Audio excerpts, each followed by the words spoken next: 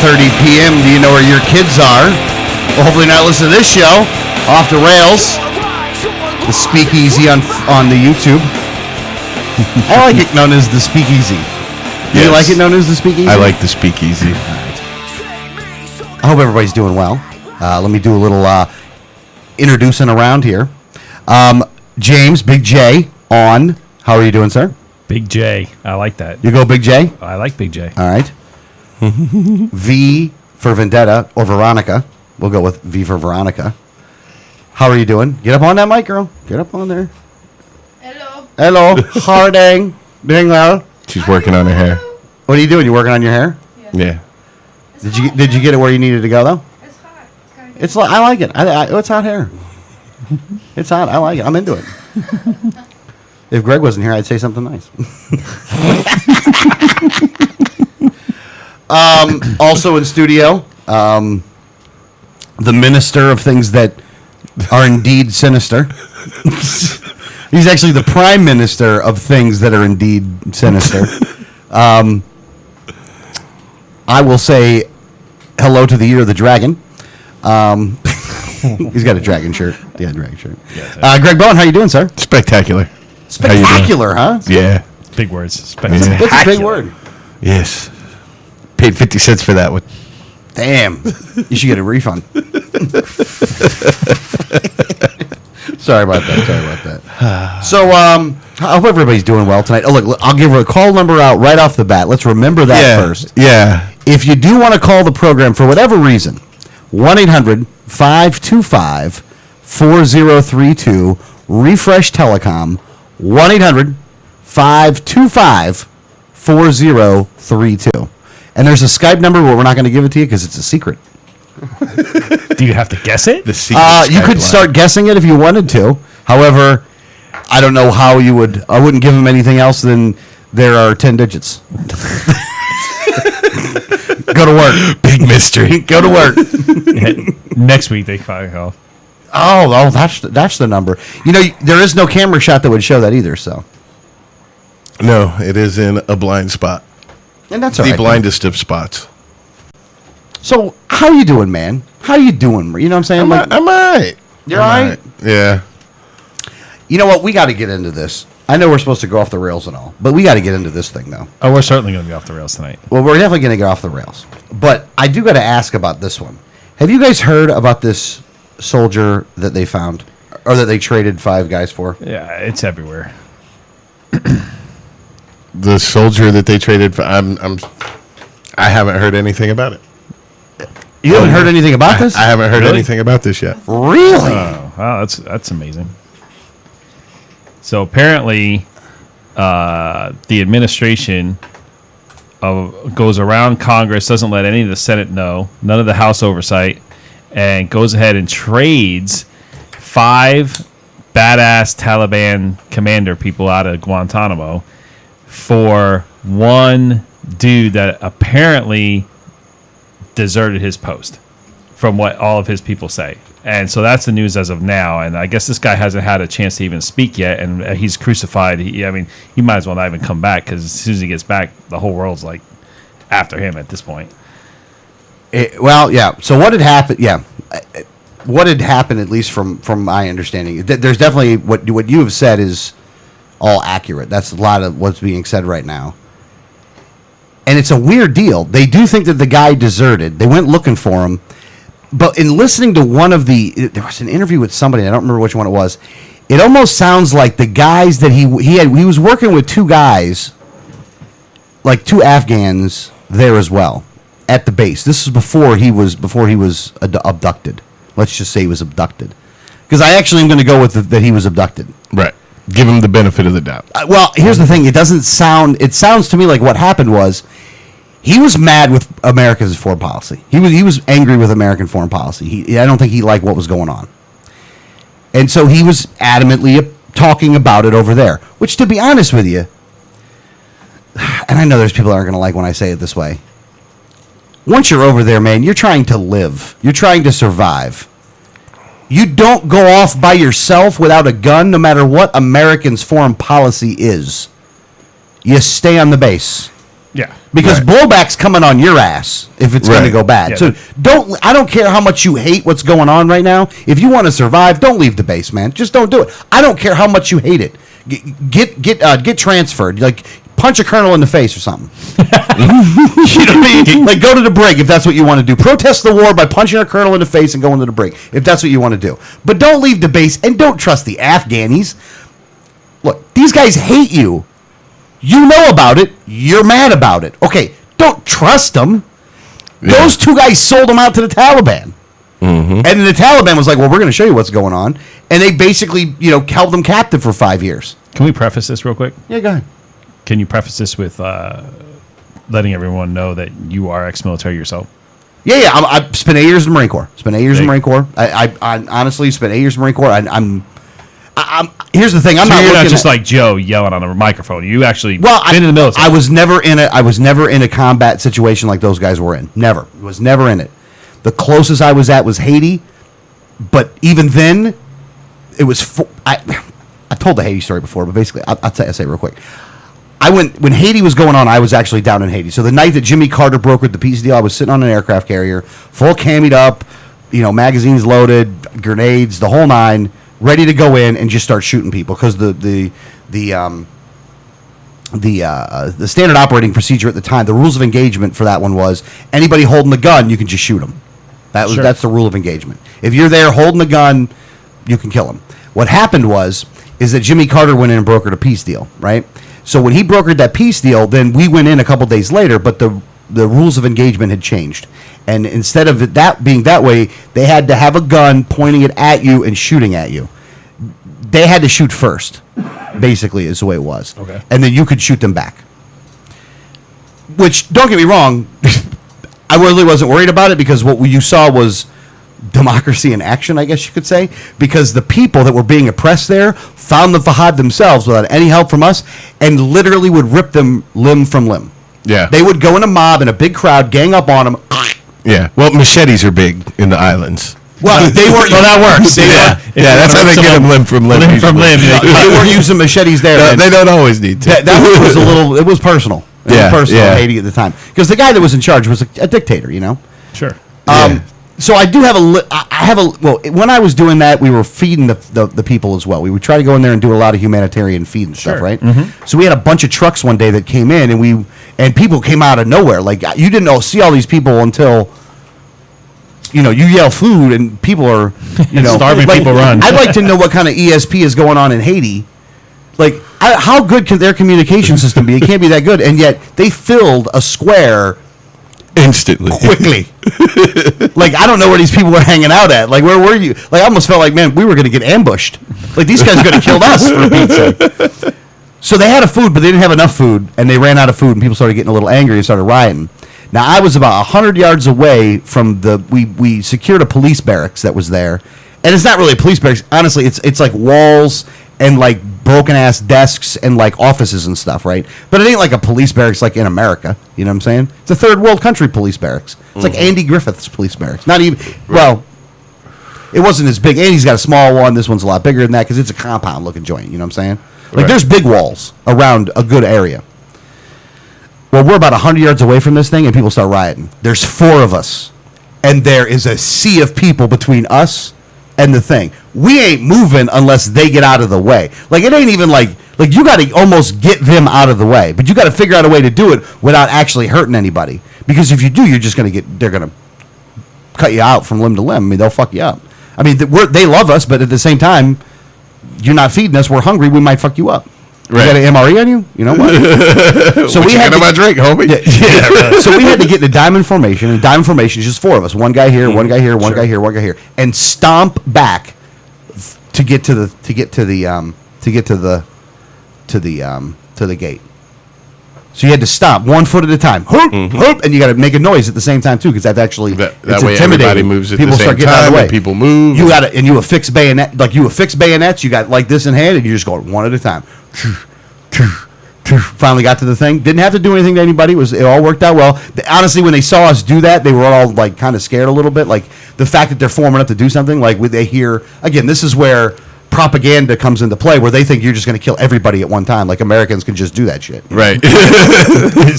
suddenly you're like Iron Man, and you're like, Next thing you know, they're nuking Haiti. You're right. So we walk back and get back to there, but not to diminish what this guy was going through, because he's in Afghanistan. This guy, he walks off a base. He's in no man's land. Look, they've kidnapped Americans before, and they've had Afghanis have been bombing them in the bases and stuff. Now, again, this isn't to discuss the merits of foreign policy or whether we should be there or not, but your ass is there. You know, it's almost like you got to don't leave the base. Right. Like, Even if you don't want to do your job, just do your job, because you're going to be dead if you don't. Punch somebody in the face. Get yourself out of there. Get out of there. But you can get out of there a couple different ways. One of them is to punch somebody in the face. The other one is to bang your head against the wall enough till you pass out, and then they'll call you AWOL and they'll kick you out then. The other one is you could stab yourself if you wanted to. Like, I mean, not stab yourself like to kill yourself, but like in your leg or some shit. Like, you could do that. You could shoot yourself in the leg or some shit. You could shoot yourself in the arm if you wanted to. I mean, there's ways to do it, but don't get caught by the Taliban. Well, when I'm reading here, apparently there are 3 different versions of the accounts of his capture. According to Bo Bergdahl, the man himself, he was captured when he fell behind on a patrol. According to the Taliban, they say they ambushed him after he was drunk off of base. And the Defense Department's official story is that he walked off base after his shift. I'm going with the Taliban version. I'm sorry. But The Taliban version seems the most likely, and they seem like the ones who have the least to gain in a lie exactly. here. And a whole bunch of his own platoon has all said he disappeared. We didn't know where he was. And when we went looking for him, a couple kids were like, "Hey, we saw one American crawling through the weeds over there," and that's kind of strange to be by himself with no gun. The thing is, I go with he finally found a place that he can a little cantina somewhere type of deal that he can get a little bit of drinking going on, and then all of a sudden the Taliban were like, "Hey, you're an American." yeah. The thing is, both the Defense Department's story, the official story, could be true, as well as the Taliban's. If he walked off base and went to a bar, then they captured him. Yeah. Then both are true. Yeah, you don't know what happened yet. Look, the guy wasn't happy with what was going on over there, but I'm still reserving until he actually gets on the air and actually says something to somebody. Because, the poor guy, in his defense, we don't know what happened. And this guy is crucified all over the U.S. at this point. I mean, everyone thinks that this guy is, the worst guy in the world. And Well, never mind him. The bigger story here is: are we now negotiating with terrorists? well, that's a big question. I mean, how much is alive? I don't know. here's the thing. I didn't think we were, but then they said, and again, it's going to sound dumb that I say it this way, but they did mention some instances where we've done this in the past. So, I don't think we've ever really done. I don't remember doing this. I thought it wasn't our policy not to do this, but we've done deals. We've done deals for prisoner swaps. it's what it was then. And it's the same thing. But we never lived in an information blitz, like we do now, where at any moment. I mean, this thing was, as the minute this happened, this was the hugest story on every network, every social media. We never lived in this type of environment before. Where 1987, if this happened, no one even knew about it.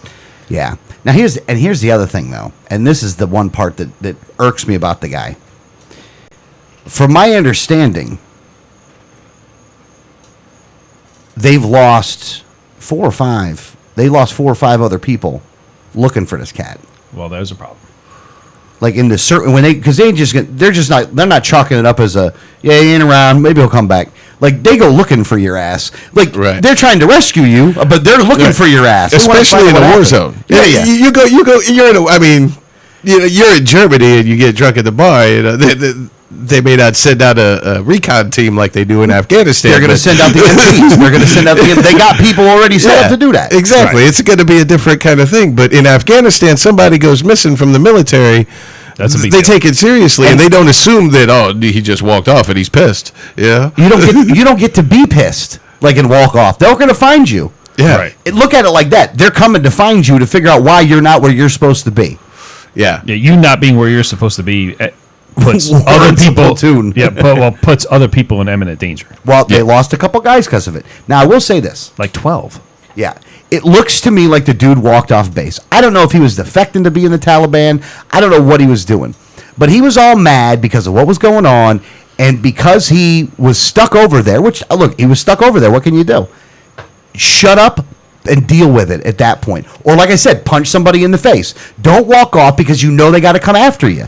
You know they got to come and look for you. You're just going to get more people killed. You're not thinking shit through, not the right way. You're a dumbass. You're a dumb kid who's like, oh. Again, I hear you. I'm not happy that you're over there either.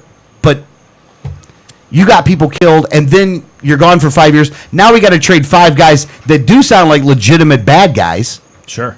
These 5 guys sound like some legitimate bad guys. Well, if these are guys that the Taliban wants back, then obviously they're yeah. Right, they're not taking back the nice ones. they're not taking back Yeah. the ones that we just happened to get. That Yeah, they were trying to pick up Jimmy Oh, you Two-Top. speak Arabic? Here, come on, we got a place for you.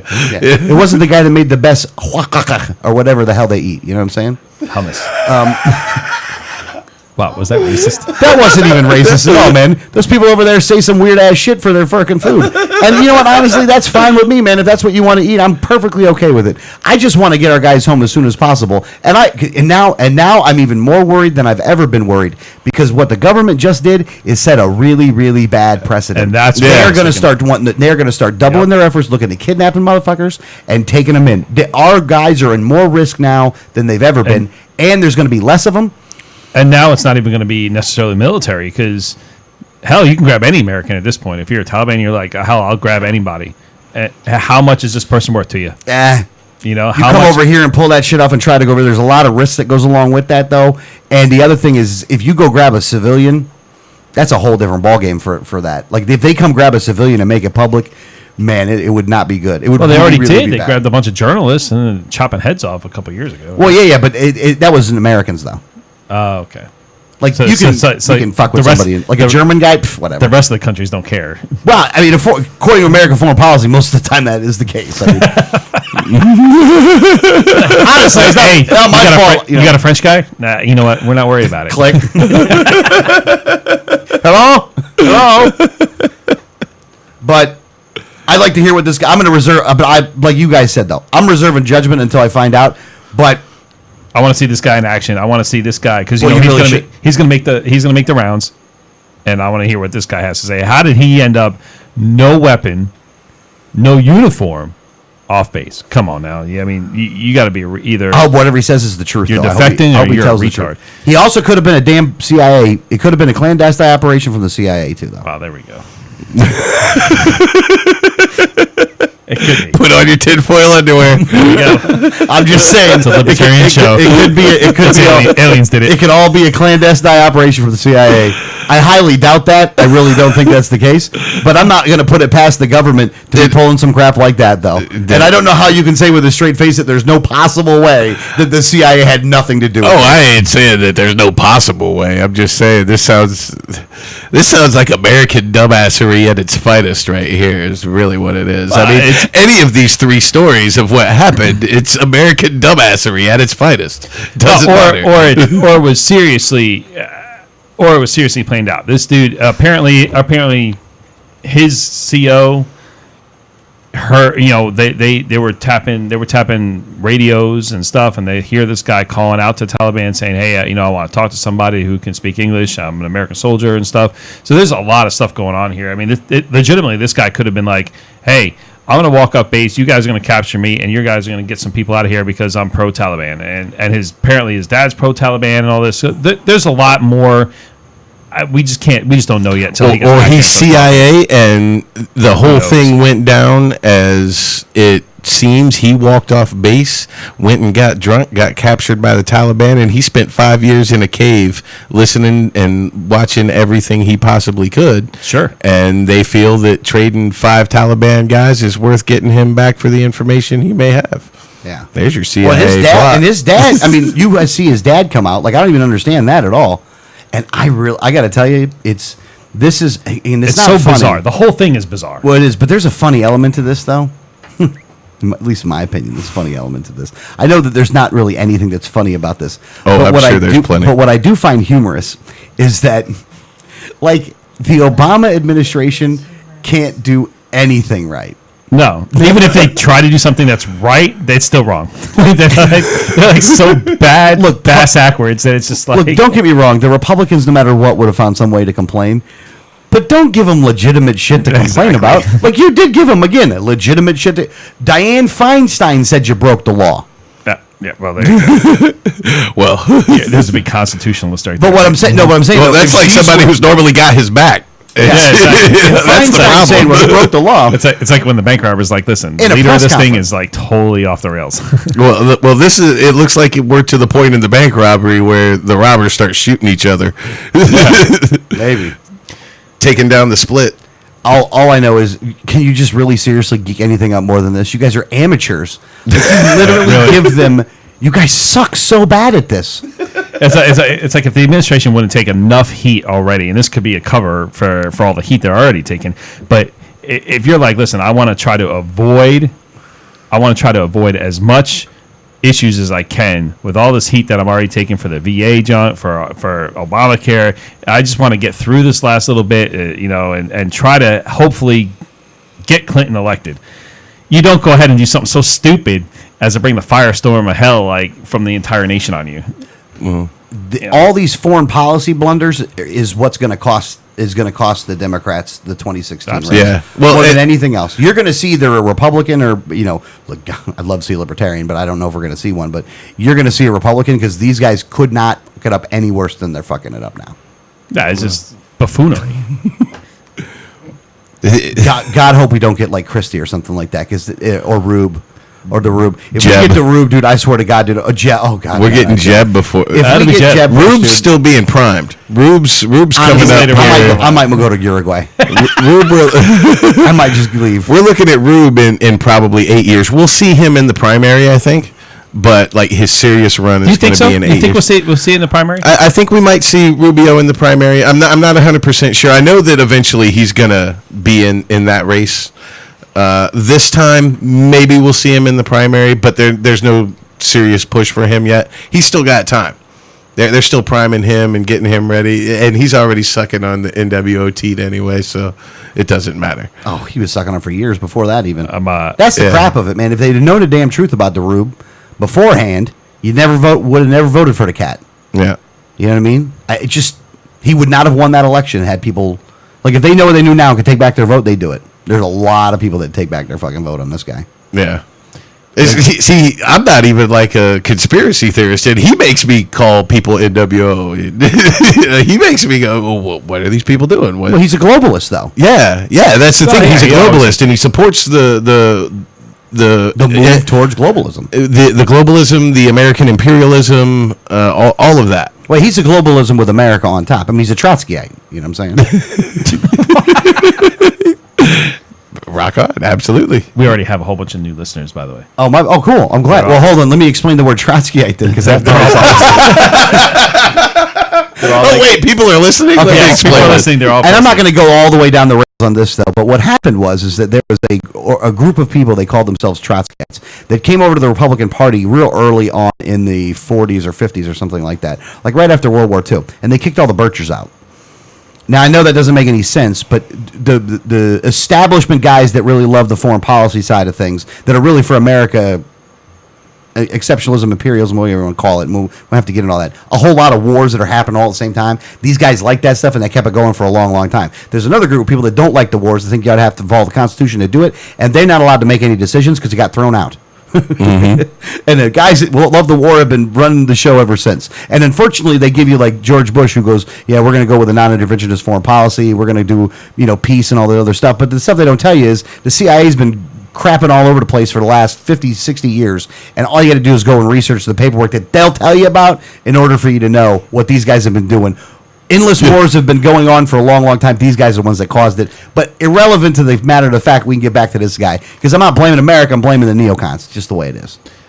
I'm not blaming America. I'm blaming Americans. Well, no, the neocons. There's a certain core group of people that just Look, most perpetual people- war makes a ton of freaking money for a lot for a handful of very influential people. And we have perpetuated a culture where people love it. People who aren't in power love us going to war. They want they call for us nuking the shit out of people in the Middle East and anybody else that rears their head. Yeah, but And- that's because they've been sold a pack of lies, though. well, exactly. Well, I'm not saying that they're doing it because it's the right thing to do. It's the propaganda. We have perpetuated this culture. That's what I'm saying. Oh, yeah, okay. We've No, I'll go with created this. And My bad. We've got people to believe that this is a great thing to go off and kill everybody. And Well, I think what they don't understand is that what happens is that the government is the one that's creating the bad guys, and then you go, oh no, it's an inside job. No. Here's what it is.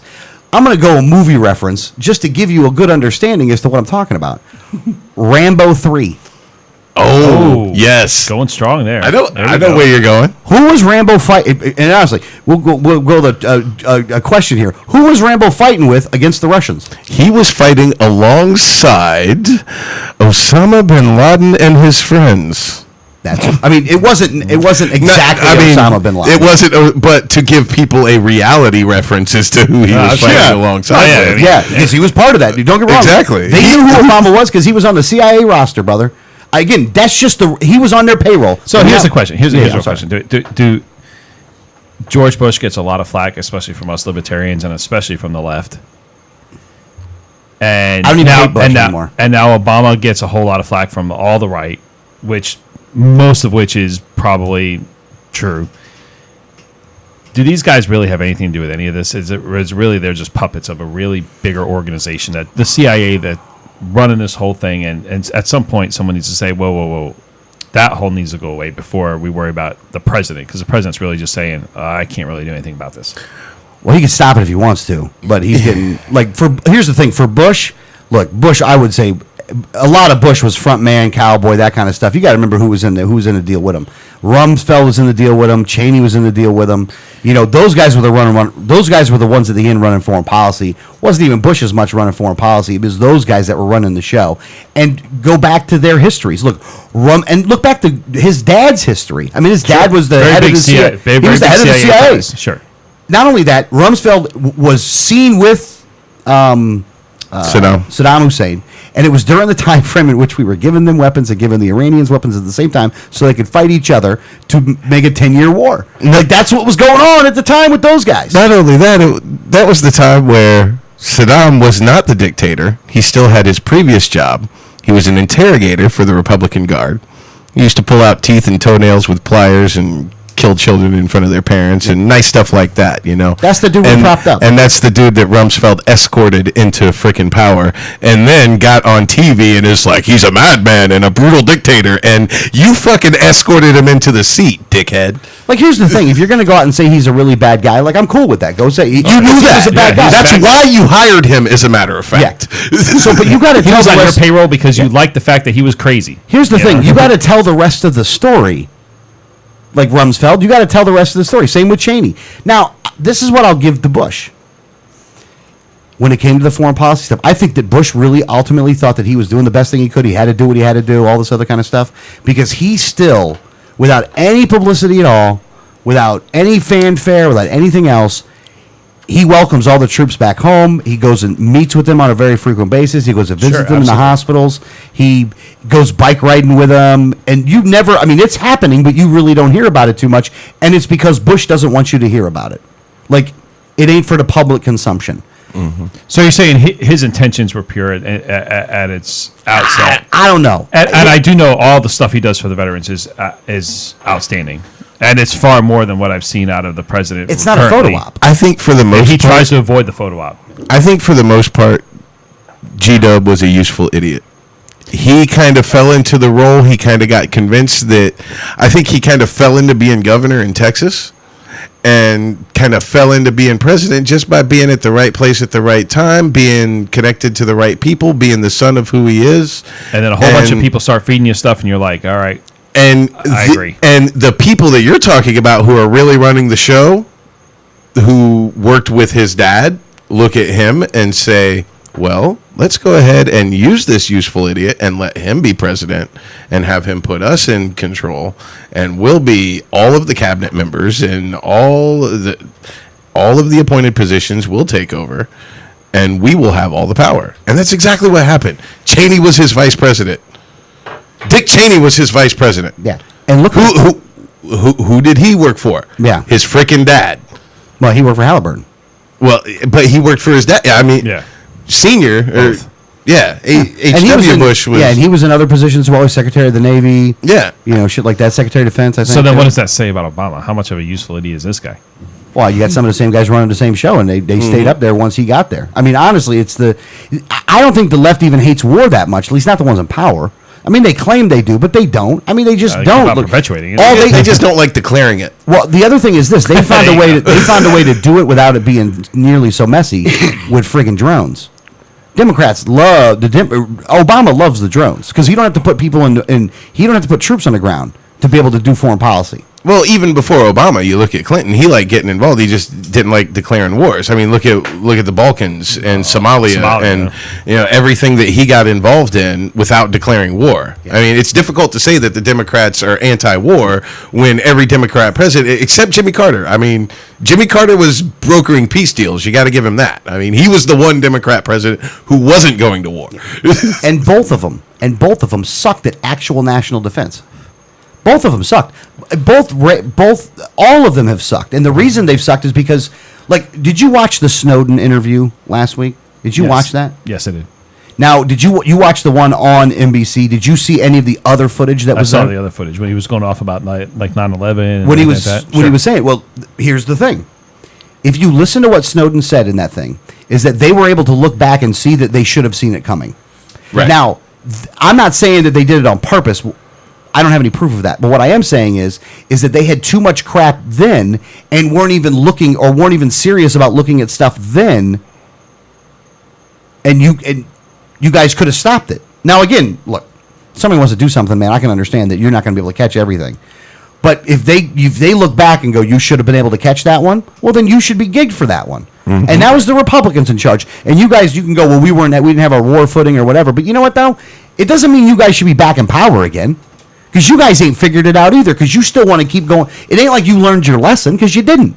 Right. What, we should give it back to you so you could take 2 years to get your sea legs again? Yeah. Here's the thing. You got to pull everybody out. That's what you got to do. You got everybody in harm's way right now. And the suicide rates are the highest they've ever been. Look, man. At this point, it's time to say, hey, you know what? Let's start protecting our borders and start really focusing on catching all the people here. Yeah, that's the whole reason why 9/11 happened. I mean, these guys were here for a couple of years, trying to learn how to fly planes enough to smash into buildings, and we were looking for them over in Africa.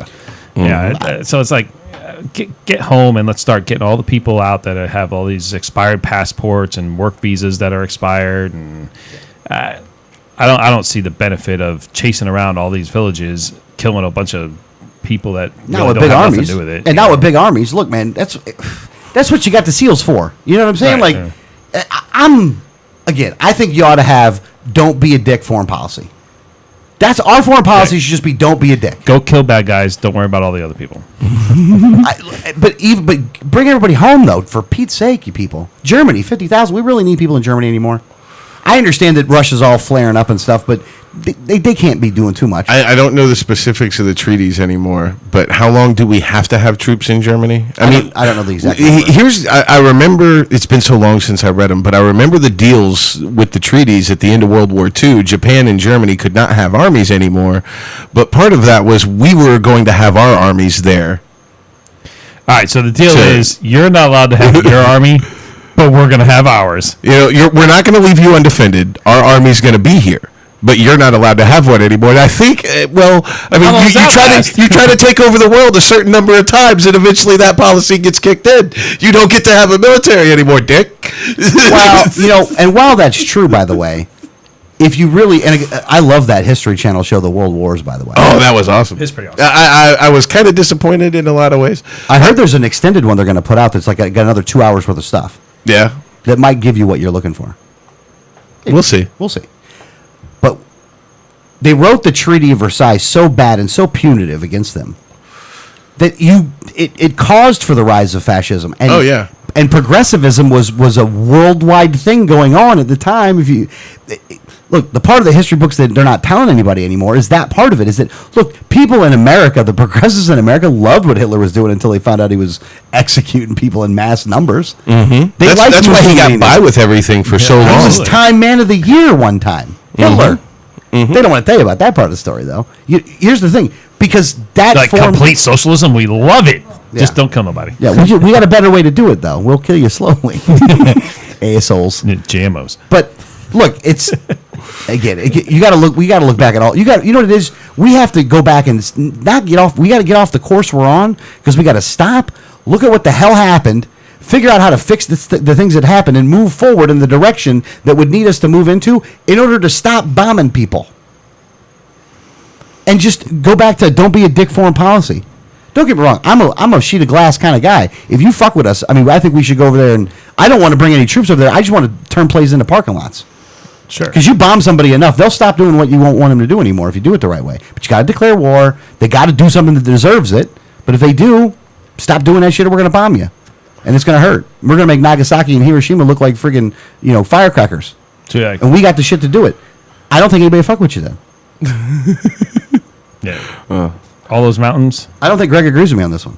Oh, I just think we got a long way to go before humanity ever finds peace. You ain't kidding around, brother. And quite frankly, I don't think it's going to happen. I don't think that's what we're built for.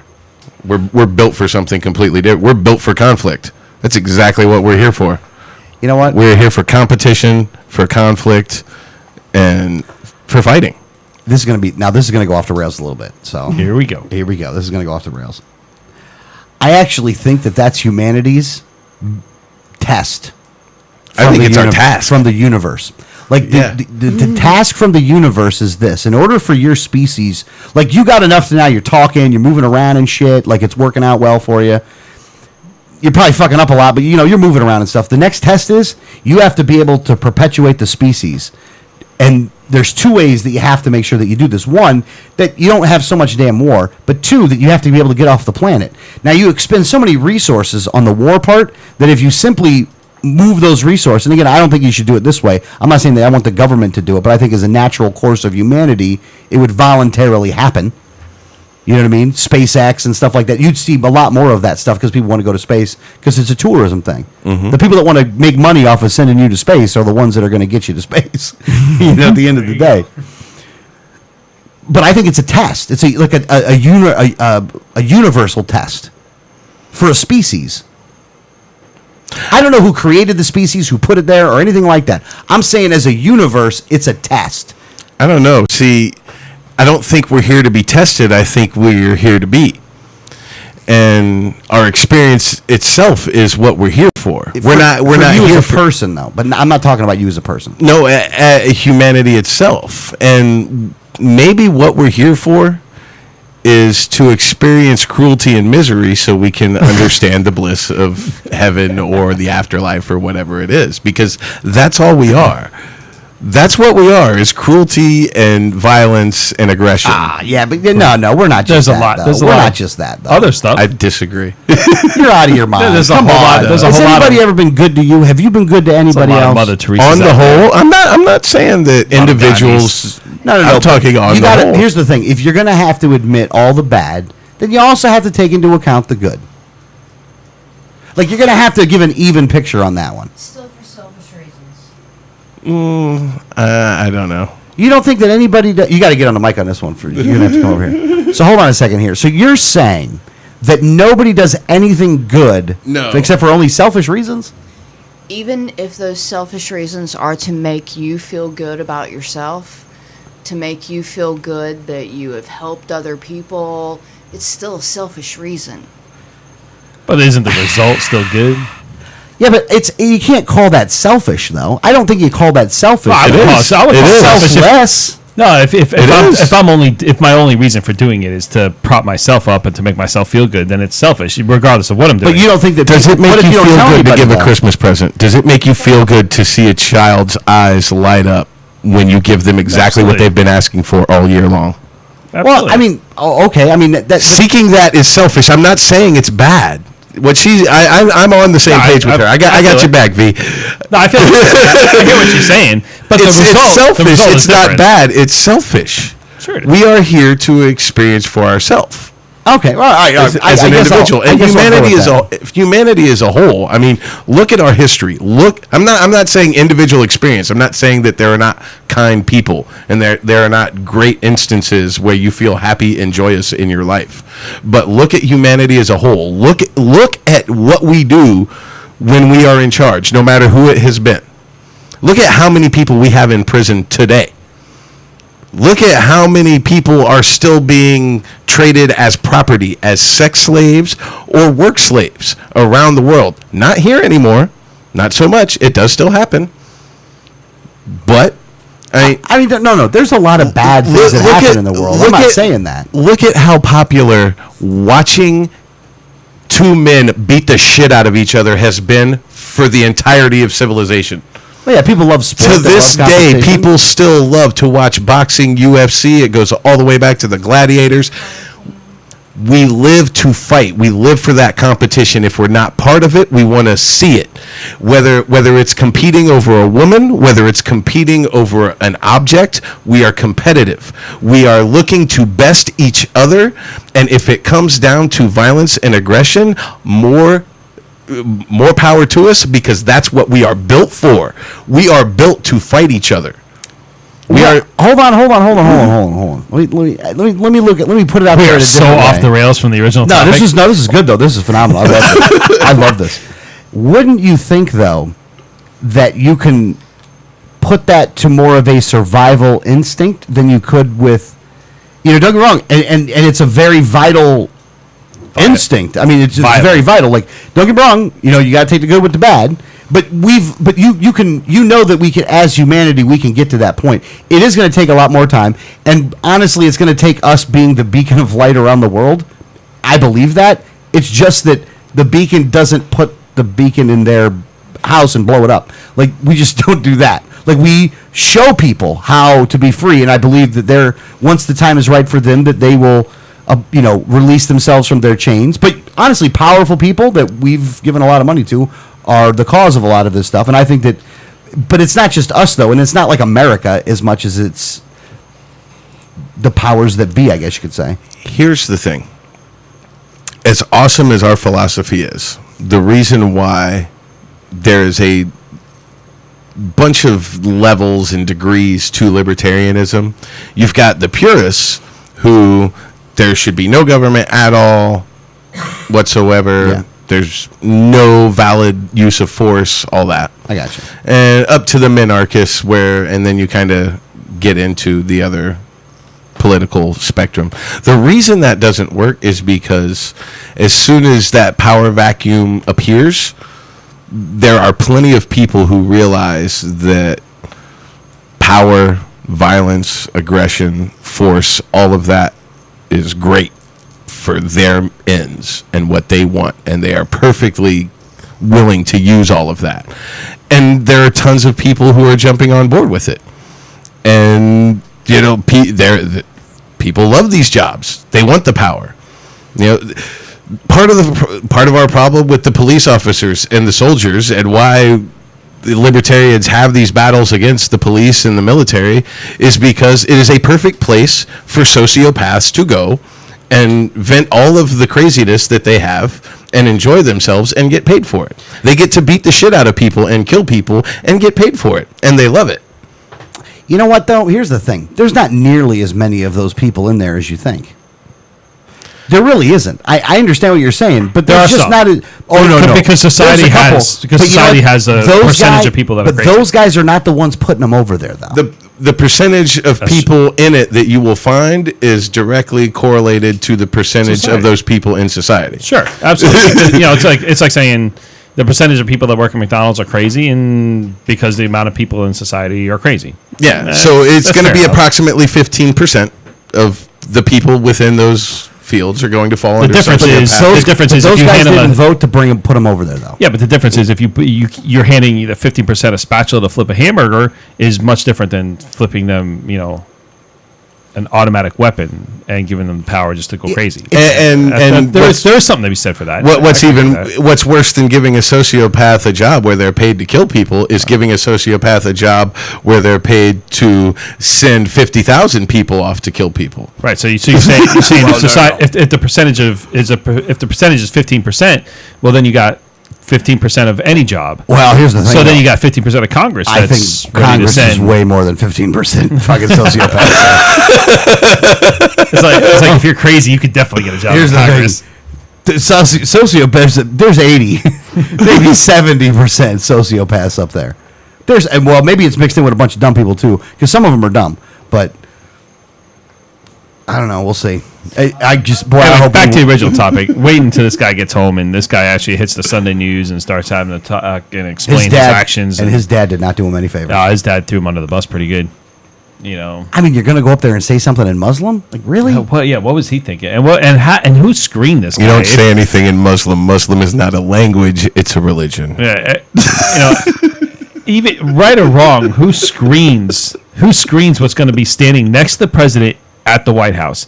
You got to be like, I mean, do you think they'd be all over that guy? Dude, so listen, this is exactly what you say. This is when you say it. Look, remember this guy go crazy? Remember the guy that was remember the guy in the background that was doing the interpreter. The interpreter, right? Like the hand signal guy? They never vetted that guy. They didn't know that guy. He just shows up in a foreign country and just starts waving hands behind him, and everybody's like, "Oh, well, I guess that guy's supposed to be there." Yeah, he seems to know what he's doing. I don't know what he's saying. The sheep runs to the grass and jumps over the moon, and you're like, "What the hell is this guy saying?" All deaf people are like, "Huh?" People crash their stuff to get a reality show. You know, because you had the wife and husband that crashed one of the state dinners.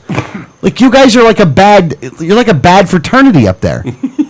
Assholes. It's definitely buffoonery. No one checks anything. No wonder why the Republicans are going to win next time. You guys are a bunch of screw-ups. Which is sad because you're saying a bunch of Republicans are smarter. We should rename C-SPAN to National Lampoon's Washington, D.C. There you go. How about the 16-year-old that got in front of Pelosi, by the way? Did you hear about that crap? Yeah. He went after her. You people up in Washington, I got to tell you, I love what I'm seeing. You got all kinds of people just showing up, like, explain this with a camera, and it'll get you some views. Well, Luke Radowski, but you got to thank Luke Radowski for something like that. I'll guarantee you that kid was inspired by Radowski. At some point, people in office, especially when she hit Washington level, you got to know when any vote you make, any soundbite you give, whatever, it's immediately open for millions and millions of people watching it on their cell phones or videoing it on their cell phone. At some point, you say it's absolute buffoonery that someone would come out and say something stupid because they got to know anything comes out of my mouth. It's coming at me. It's coming at me because tomorrow it's going to hit Fox News or CNN. You know, we can't help it. We're humans, and they're like, oh yeah, I like to kill sheep. Yeah, going back to the other topic, we're also stupid. We do stupid things. We say stupid shit. And some moron will say something completely stupid, and I don't get it. It's same with the whole VA deal. I mean, why would you even allow at the minute that something even was an inkling of a problem?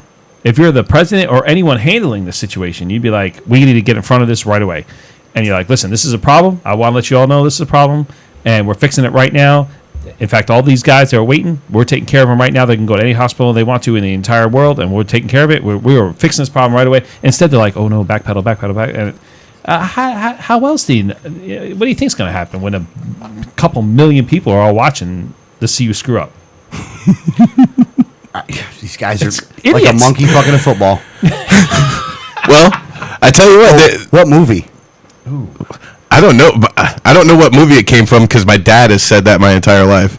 There was Days of Thunder. Oh, okay. Yeah, my dad was saying that well before Days of Thunder You came guys out. look like a monkey fucking a football out there. See, my dad was a drill sergeant, so he's got all kinds of lines like that. I heard a lot of them myself. I can relate. Yeah, I grew up in the household of a professional ass chewer. Surprised you turned out so well adjusted. Yeah, well, What do I hate the military? You know what, Also, man? why he's such a smarmy asshole. Well, there you That go. too. There you go. Swarmy. Swarmy. Didn't know that word was coming tonight. Swarmy. Always nice to have that word. Swarmy. I like the word Smarmy, swarmy. not swarmy. Swarmy? I'm not a bunch of bees.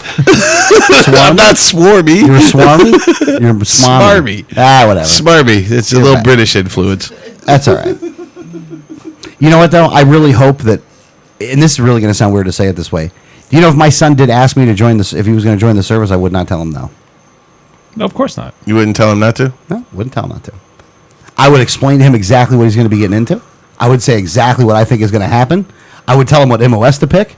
I would say, do this, do this, do this, do this, do this. But at the end of the day, if you want to go, I can't stop you. Because you know what? I did learn some good things in there as well. I wouldn't tell mine no, but I would also make sure he understands things that recruiters do not make clear. Yeah. Oh, no, I'll tell you. And here's the thing. That's probably the best thing. Do you want to know who I'm going to give a lot of shit to? The recruiter. Yeah. Like, I'll be like, look, man, I won't give him shit if he tells the truth. If he lies, then I'm going to get mad at him. I'll be like, look, man, I know exactly what the game is. Don't even try to play. Tell him the truth. And if he wants to go, then he's going to go. And I'll support him 100%. But if you lie to him one time, I swear to God, I'm going to put it so far up the chain, and you're going to feel it. You're going to feel it with me. Well, I will make clear to him the thing that clearly Mr. Bergdahl did not understand, that once you sign that contract, you are now government property. Yep. You are no longer a person. You no longer have rights. You are government property. You are no different from a missile, a gun, a jeep, a battleship, or anything else. You are a government asset, and you are property. You are not a person anymore. You give up your rights. And you Your have job- your job's to not the understand that. And it does not. You have no freedom of speech. You have no freedom of privacy or anything like that. You are property. Yep. And you have to complete that contract. And if you don't want to complete that contract, just like, you know, Mr. Man over in Afghanistan, if you don't want to complete that contract, well, you have to pay the consequences. You signed it, and you need to understand that going into this. And don't walk out on the job in a war zone. Yeah. Big, You should tip be there. court-martialed not just for going AWOL. You should be court-martialed just for He's being lucky he didn't dumbass. get shot. 100 Yeah. years ago, he would have. Yeah, Yeah. you Shit, 100 years ago. You should be Well, court-martialed I just mean, for being an idiot. like, you know? World less- War II. Well, less than that. Like 100 years ago, though, there would be no question. I mean, he would absolutely. have been shot, and no one would care. Right. I mean, there would be like happiness in the streets for him being shot. But at any rate, it's just and the VA thing's horrible, by the way. I mean, that costs a lot of lives, too. And it really sucks, too.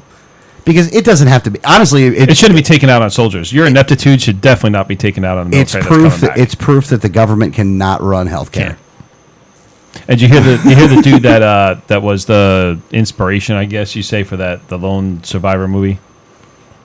Oh, the guy? Yeah, he's actually making his rounds too about this whole VA deal, and he was just like, listen, they should just when you come back, they should hand you a card that says that you're part of the VA, and you just go to any hospital and get the government out of the whole VA business, and just go to a regular hospital and say, hey, we're Yeah. taking care of it.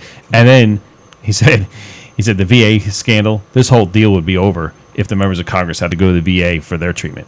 Yeah. It'd be Yeah. over immediately. Yeah. Yeah. Just turn VA into an insurance company. That's all it should be anyway. I mean, Yeah, like you said, give them a card. You go to the hospital, you find a doctor, whatever, and They take care of you. The government foots the bill. they're already footing the bill anyway, so Yeah. we might as well give them at least inept treatment that's at Let least the people who know what the fuck they're doing deal with it. Yeah, and my dad is military and same as yours, and he grew up in a military family, and you know what?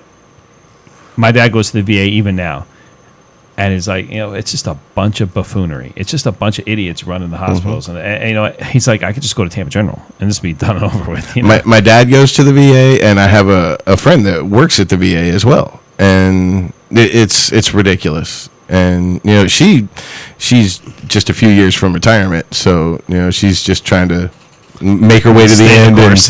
But it drives her nuts what goes on there, and I ain't never been to the VA. don't do it until you have to. Oh, I mean that's I never go. That's the way it was with my dad until it got to the point where he wasn't covered by insurance because he wasn't working until he got to the point where he couldn't work anymore. He didn't want the VA. He was Right. using private insurance because Yeah, he wanted a real doctor. He didn't want to deal with the VA. Yeah, I've never gone and looked. And then when the time came when he didn't have private insurance anymore and he had to use the VA, it was a huge ordeal, and it took almost 3 years to actually get the help that he needed. You should talk to Danielle, my wife, about her dad's experience with the VA. That was bad. Oh yeah, comes back from Vietnam. Oh, well, yeah, they were really fucking people. Every year at the same time of the year, he would end up getting this like rash, and his eyes would swell up, from all the Agent Orange and stuff that he was doused with. But the problem was he was doused with all the Agent Orange while he was in Cambodia, where he wasn't supposed to be. Not where he wasn't supposed to be. Well, where he never was. Where we weren't supposed. Yeah, He he never was, because they're like they looked up his stuff and it's like all black lined out. He's like, they were like, Redacted. You were on leave. He's like, no, I never got to go on leave. They let me go on leave. I was in Cambodia. They're like, no, you were away on leave for those 2 weeks. He's like, bitch, I couldn't get a day off. Are you kidding me? And that's the other problem. You got people in charge that aren't. Look, they got so many wars going on that they can't handle the people coming back because there's so many coming. So many hundreds of thousands of people. We'd have lost as many people in Iraq as we did in Vietnam. The only difference was the technology, like the armor, the other things, like all the plating and flak jacket technology and helmets, and like that saved a bunch of people's lives because we have better gear now.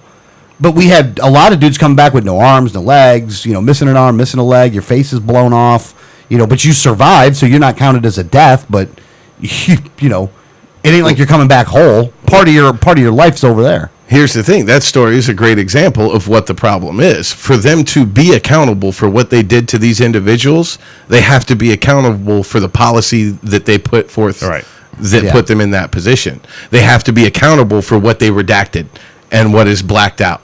They have to be accountable for all those things, and they don't want to be. And how was Vietnam started?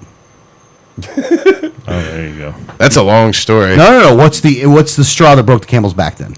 The straw that broke the camel's back? Well, wasn't a false flag? Gulf of Tonkin. Yeah. On record.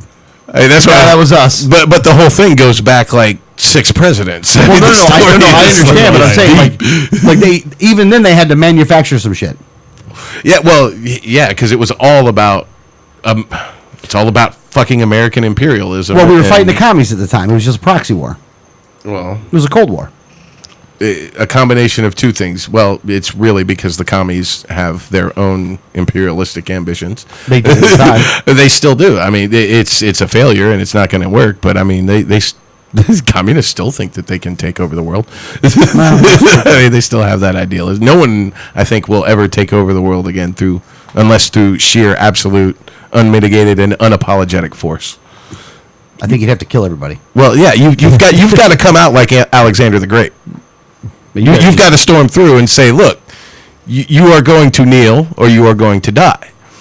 And if you kneel, that's fine. Your local government can stay in charge, and you guys will just pay me homage and send me your money and pay your tax. Otherwise, we kill you all. I am now king. I mean, that's it. You got to be unapologetic about it, and you just got to come in and say, look, this is what we're doing. Because what we're doing is trying to do it the other way. America is trying to subversively conquer the world and be in charge and run everything. And 9/11 and all these other problems that we have, all of this is the blowback of that. Plus, we're fighting against other forces. Embassy bombings that happened in so we had people that already groomed to hate American type people. Now we give them a bunch of ammunition to really hate American type people, and then it was just say, we should just like stay out of all of it and say, hey, you know what? If you can find some way to row your boat through a desert and get over here and try to attack somebody, then not only will we kill you, we'll kill everyone that over there. So just leave us alone, and we'll leave you alone. Yeah. And just the funny part is, if you want to buy some of our stuff, go ahead. Our hypocrisy, you don't even got to go any further back than a couple of years now at this point.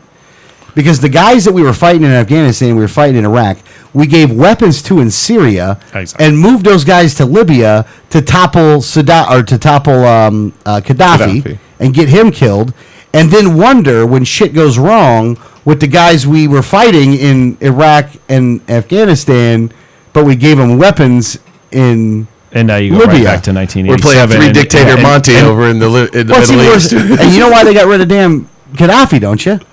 because he was going to back his damn dinar with gold. Well, not just his dinar. He was working on unifying An African Africa currency- under an a African gold-backed currency. currency. He already had most of North Africa, including Morocco, which was the main one behind him. That would have turned their currency into the best currency in the planet. It would have. It would have Like, put Africa on We the map. have gold. Unbelievable, by the way. But look, and again, all I can do is say that's what they did. You can give me another reason, but I got Benghazi on you. You know, I got what's going on over there now, and they're chopping guys' heads off, and we're okay with it. Oh, and Fast and Furious. Yeah, well, and then we give. Oh yeah, we forgot about that. didn't we? Everybody. Oh, and the deeper part of Fast and Furious, where what we're really doing is we're letting the largest drug cartel, the largest and most deadly, most violent, most vicious drug cartel in Mexico, have free reign and do what they want as long as they turn in the other ones. And pay us. Yeah, give us some free weed and some money, Give us some money. and we'll let you do what you got to do and turn in your competition. Now, here's the thing, too. Look, and if somebody is listening to this hour of the show, There's they're a like- lot. There's a lot of they're people. like, on oh, it. you know what, and you hate America and all this and that. I don't know if they're saying that or not. I haven't seen anything, but here's the thing. I actually love America. Like, I love this country. I think it's the greatest country on earth. We just have authoritarian psychopaths in charge, and they have been for like a long, long time. We got to stop with these guys being in charge. That's why we're telling you to vote for these. Look, I've said this before. I'll say it again. The revolution ain't gonna be televised, man. They're not gonna tell you this shit. They're not gonna give it to you in a way to put it all together. And anybody that does put it all together is gonna be labeled a madman. It's gonna be labeled insane for this. But I'm just telling you what happened. Don't shoot the messenger. Wonder why they did it. And then if you question it, they go, "Wow, you're just crazy." No, because you're onto something. Quit getting our people killed. All right, we gotta take a break. Right? I'm just saying. That was a great first hour. I thought it was good though. I mean, it wasn't off the rails, but we kind of went off the rails in a roundabout way. I like that though. I like being able to fully discuss something like this, right? Absolutely. How do we started with the damn We haven't even brought up any other current events or anything other than. All right, we're going to do something else in the next one. Let's take a break. We got to figure out something. What do you want to do for the break? Are you the YouTube? Oh, you want to do some Adrian? You know what, dude? Everyone that's listening, you got to listen to the next hour. It's going to be even more explosive. It will be more definitely more explosive. More explosive. I love it. I don't know what we're going to do, but it'll be explosive. I gotta look up with you so I can figure this out.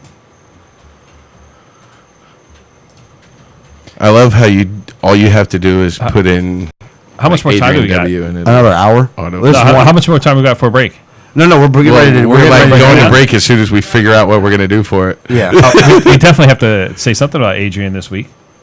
Well, When we You know, come we'll back- do that when we come back. We'll do When we that. come back, talk about Adrian.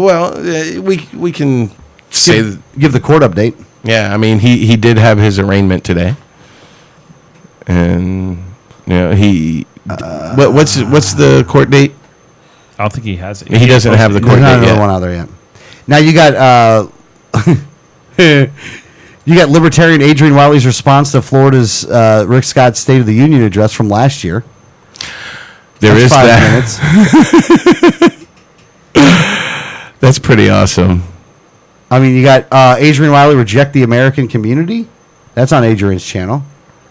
I don't know. I like his response to Rick Scott's. Yeah, I think it's pretty solid. You could do Wiley fights the U.S. Commerce Department. Oh, well, that one's 10 minutes long, but you could do the 7-Eleven promotion with Romney, Obama, and blocking Gary Johnson. That one's kind of funny. Oh yeah, actually, yeah. Let's go ahead. I'm not having any fun. We'll do the long break, and we'll do that.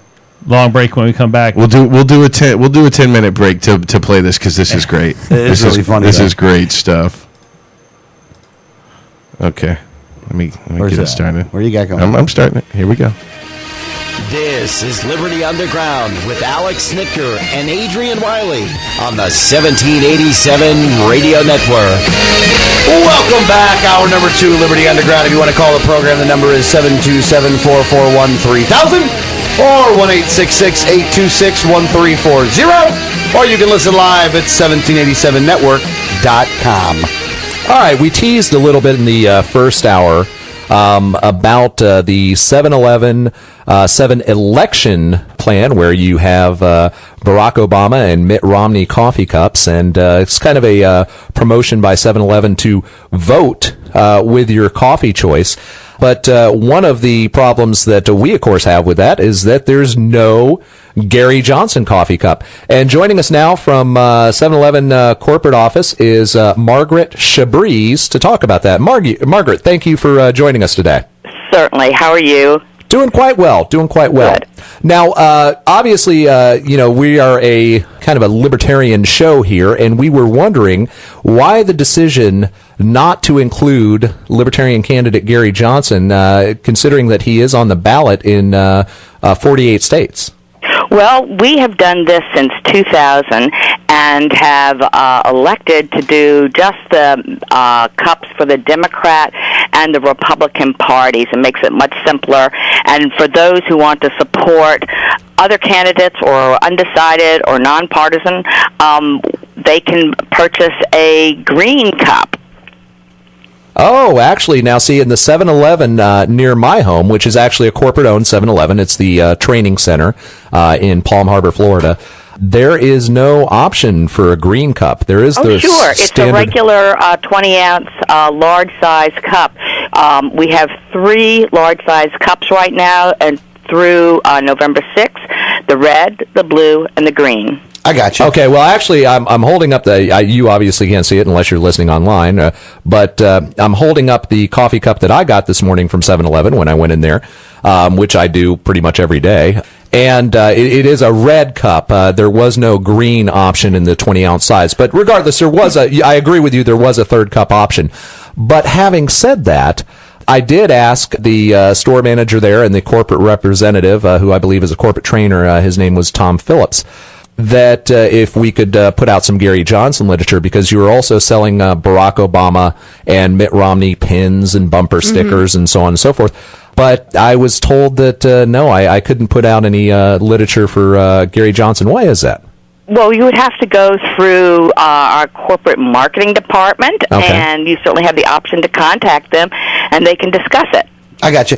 Here's my other, I think maybe the overall writing question is, do you guys feel at all, I mean, you got to remember that the percentage of people that are not registered with either the Democrat or the Republican Party is actually a pretty large percentage. I mean, you're looking at about least a third of the population. About a third of the population is actually doesn't subscribe to either one of the parties. That by doing what you're doing with having only a Democrat cup and a Republican cup, but you're actually perpetuating the two parties themselves and the damage that they've done to this country. So in a way, you're kind of supporting the duopoly that is in this country. Do you guys feel any personal responsibility towards that? Well, I disagree with you. We have this program as something fun.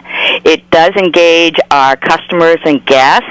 It is unabashedly unscientific, unofficial, and it has been very successful when you look at how the results have been for the past 3 election campaigns and how it mirrors the popular vote of the country. And we believe that 7-Eleven serves a broad-based, multi-ethnic, multicultural, multi-political slice of our country. Well, in reality, you serve Democrats and Republicans. We serve all. Okay. Well, I mean, and I just want to say, I mean, does it ever appeal to you guys when you're doing this that you're actually disenfranchising some of your customer base, the third that does not subscribe to the two-party system? I know personally, when we're on the road, we will not stop at a 7-Eleven because of this program. And do you think that overall that may hurt your business, or maybe you should be looking at that you're disenfranchising a customer base that you say you're trying to be wide open to?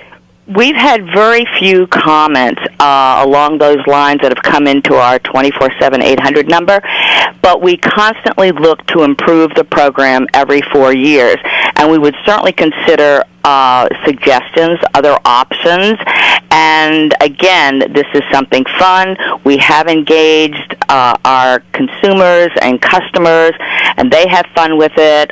It has gotten a lot of attention across the United States, again, in a fun way. I got you. Now, in an exclusionary way, though. Right. I mean, it doesn't seem fun to me. It seems like I've been excluded from your promotion. I'm not having fun with the promotion. Well, let me ask you this.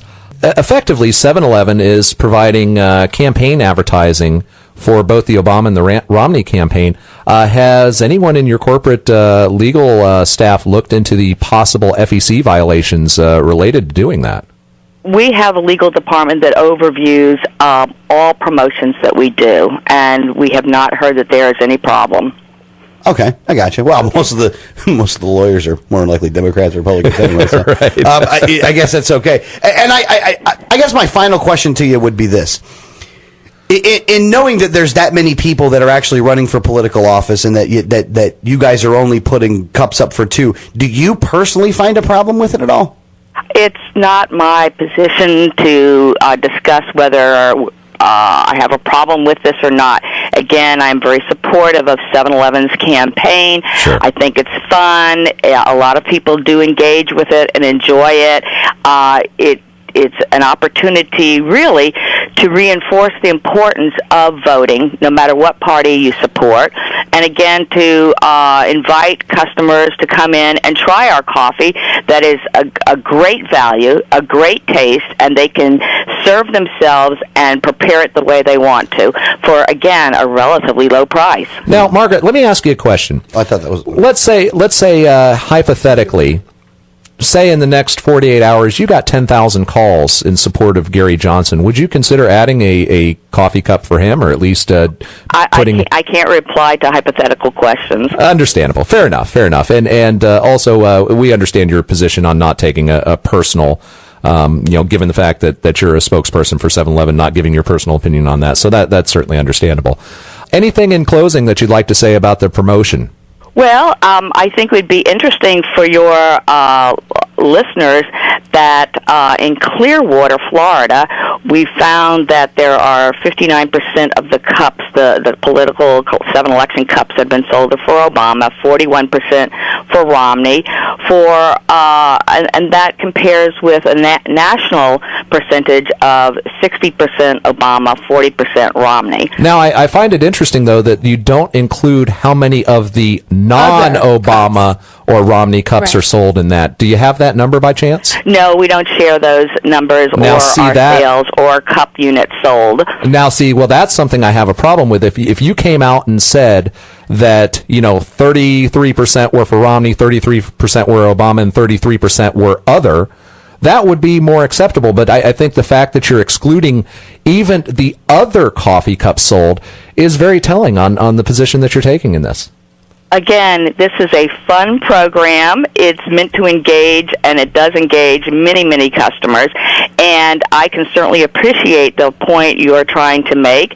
And we will consider that for 4 years from now. All right. Margaret, thank you very much for joining us and giving 7-Eleven take on that. All right. Hey, I thought that last segment with the spokesperson from 7-Eleven was pretty good. 7-Eleven? Yeah, well, you guys are talking about severing your ties with 7-Eleven. I'm doing it. So I'm just going to go in every single day, buy my coffee, and complain to the manager every day till he lets me put some Gary Johnson literature on the counter. Yep. Okay. And next it'll be strongly worded But letters. if you're listening and you'd like to tell 7-Eleven what you think about the exclusion of Gary Johnson or any other third-party candidate from this little fun little thing that they're doing. And engaging. Yeah. Ooh. And apparently predicting. We're engaging people and making sure that they understand that there's only 2 candidates in the race. It's so important to vote as long as you vote for one of these 2. Right. Yeah. Well, you can contact 7-Eleven and voice your opinion at 800-255 0711 0711. Now, again, that number is 800-255 0711. So give them a call. Tell them what you think. Call them now and call them often. Yes. And maybe we can get that number on the website, too. I think we will do that. I think we should social media. We should blast that number out. I think that number will be getting blasted out in all kinds of different formats. If you're listening to this, you are the resistance.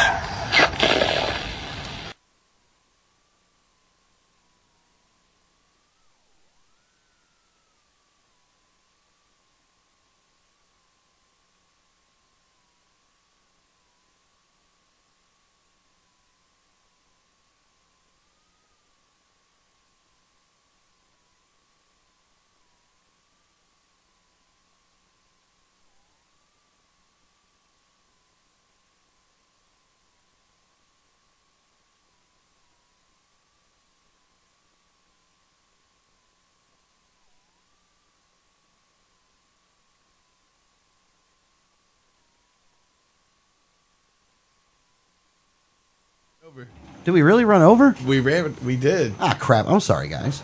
All right, we're back. I'm telling you, this show sucks, just for the record.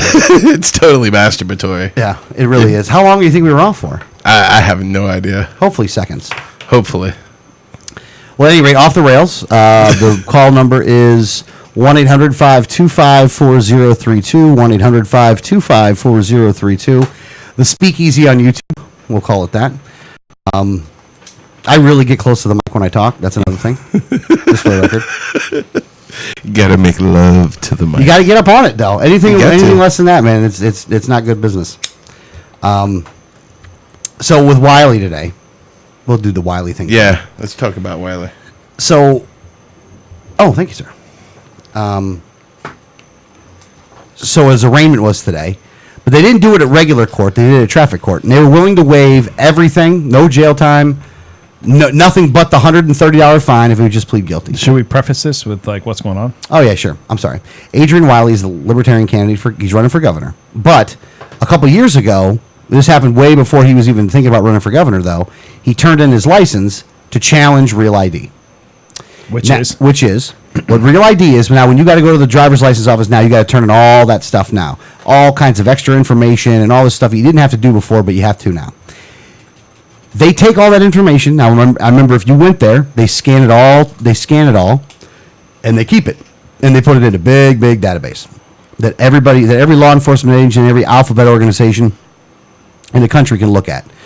Now, sometimes they may need a warrant to look at it. Maybe sometimes they might need some information. If you're the NSA, you can see it whenever you want. Basically, they put all this information in one thing. Now, they did one other thing when they did that.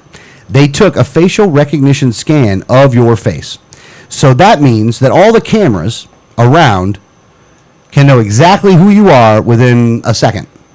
Like that quickly. They'll know, they can pinpoint who you are if they got this information. So they did these two things to you. Whether you like it or not, that's what they did. Adrian thought it a violation of the Constitution, namely the Fourth Amendment, which it is, and said, I'm not going to get a driver's license. So he's not challenging the validity of a driver's license, which, to be honest with you, it pisses some people off. Yeah, it does. Honestly, the people get mad about this, and I don't understand why, but they just are. Because they want the whole enchilada. Yeah, because they want. Honestly, if you want the whole enchilada, then you turn your license in, and then you fight it the way you want to fight it. Adrian chose to fight it the way he wants to fight it. He's willing to go to jail for it. Why don't you let the man work his case? And if you don't like it, then shut up. At any rate, and that's not to be rude to people, but here's the thing, man. If you can have an opinion on it, but just dude's doing it. He's walking the walk, man. Leave him, cut him some slack. For those that don't like it, very, very few people don't like it, though. Most people think it's a cool idea and all this other kind of stuff. But he's been driving around for years waiting to get pulled over. So the government could have done this years ago because it ain't like they ain't seen him. They've seen him at times. They've seen him all over the place. To be honest with you, I do firmly believe that inside the system, if you looked up his tag number, it did say do not pull over, do not arrest, do not engage. I think it says that for a couple people. I think I'm one of them. Honestly, I still haven't gotten a ticket yet. And it ain't like I ain't earned one. I've done it so many times that there has to be something written. I couldn't be that lucky. And those people don't know me. Like, they just don't say, oh, it's Alex Snicker. No. They see something in there that says, do not pull over, do not arrest, do not give a hard time. This is a person you kind of steer clear from. Like, you don't want any trouble. Not that we would ever give trouble, because to be honest with you, I'm nice as pie to the cops. Yeah, I'm not having no problem. Don't be a dick to a guy with a gun. At the time frame that it's happening, I'm not a dick to a guy with a gun. Absolutely. And they've been very cordial with me. Now, they don't push me around. They don't do anything like that. I'm sturdy. I'm firm. I ask questions when I need to. And other than that, I'm very polite. Like, right in front of my own neighborhood, there was two cops that were right in front of my own neighborhood. I walked up. I looked outside. I seen the cops were there. I'm like, I'm walking down. I walk down. I go, hey, officer, what's going on? And he's like, well, there's a robbery at this place, this place. This is why we're here. Okay, cool. Thanks, man. I appreciate it. I'll be on the lookout. What does the guy look like? Okay, I'll be on the lookout. Thank you. And then left. You're in my neighborhood. I have you work for me. I have a reason to know. I want to know why you're here. Mm-hmm. As long as you're not, if you're in the middle of like holding the dude down, I'm not going to stop you at the time. I'm going to wait till. Hey, what you doing? I know why you're struggling there. You need some backup? Like, here's the thing. I know what you're doing right then and there. If you're just standing there, I don't know what you're doing. And if the cops are being a dick, then I just whip out a video camera and start taping it. If that's what's going on. But it hasn't happened in my house. Even though there's been, as the chief of police here likes to call it, the long guns.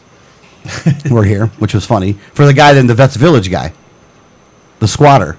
Yeah. Yeah, again, don't be a dick, or guys with long guns will come and get you. Because the public outcry for it. I mean, the public was looking for this guy. This is when they were looking. I mean, they were like, the police better do something. People were calling the police saying, you better do something about this guy. Calling the sheriff, you better do something. And there's nothing they like better than a green light like that. Because they will find you break the law 5 times a day. They're going to figure out what you did wrong. And they're going to arrest you. Oh, yeah. That's why there's so many laws in the books. But at any rate, so Adrian's challenging Real ID. But in order to challenge it, you got to turn your license because you got to be able to show, you got to have standing. If it goes after 4 months, then you get arrested.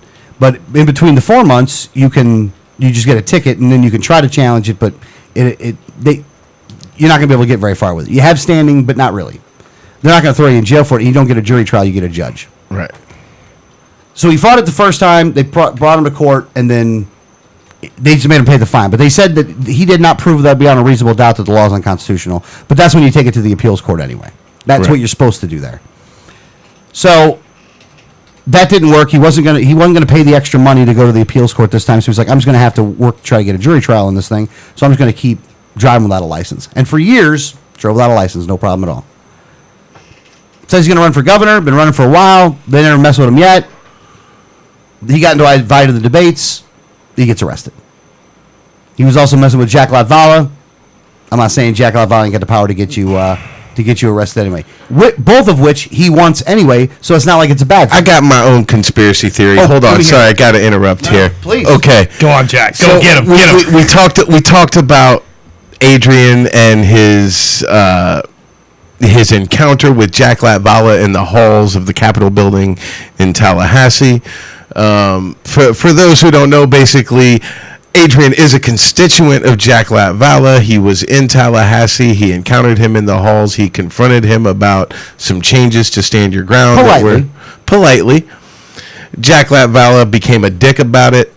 Someone who was accompanying Adrian as Latvala was walking off said, "What was that about?" And Adrian goes, he's just an asshole. So at this event, Adrian is going to this event that he was invited to. Jack Latvala is the keynote speaker to this event. As Adrian pulls into the parking lot, he's pulled over and arrested. Now, I ain't saying that Jack Latvala is directly involved. I might be insinuating that Jack Latvala is directly involved. I might be intimating that Jack Latvala is directly involved. But I'm not saying that Jack Latvala is directly involved. Oh, crap. I just got an idea. Jack Latvala is involved, right? No. I have an idea, though. I have an idea. Can I say that? You could do a public records request to Jack Latvala's office and pull the phone records for the 2 weeks prior to the incident and the emails 2 weeks prior to the incident, and they'd have to give it to you. They'd have to give it to you. I bet you I'd be interested to see it. Could be nothing. Could be nothing. From the day it happened, could be worth it. We all were like, wait a minute. Could be interesting reading. If there's any calls or emails to the police, and if so, what was the communication about? Here's the thing: if you just called them and it's just a phone number, then it's just metadata. Who picked them up anyway? It was Unfortunately, Jack Latvala is smarter than that. He's got a burner that he uses for those conversations. Was it Safety Harbor Police or? There's no Safety Harbor Police Department. I don't remember who it was. I think it was Pinellas County because he did go to Pinellas County. Yeah, Pinellas County Sheriff. Fred's jail. Well, nice. There's only the one jail to go to in Pinellas. Well, it's the one that Fred's at. I'm just saying. Yeah, but the sheriff handles the jail. That's part of their responsibility. Well, at any rate, it's Fred. Yeah, he's a jail. Well, he's not in the jail. He works there. He's a sheriff. A deputy. I shot the sheriff. But we got really bad sheriffs in all of our counties, too. Except Liberty County. I'm pretpretty happy with the sheriff. Yeah, I'm happy there, but not the rest, though. Unfortunately, we don't live in Liberty County. Yeah, no. I really think that the Florida Libertarians should move to Liberty County and take it over. And just make it live up to its namesake. Where's Liberty County? Up in the Panhandle. It's in the Panhandle. Man, it's far. A lot of forest around. I mean, a lot of federal land there. You would not be able to run a cleaners out of there. Can't run a cleaners in Tampa from No. I mean, if you had people working it, you could, but I'd have to drive down to Tampa every day from Liberty County. Well, not every day. You just would have to find somebody else that would do your day to day, though.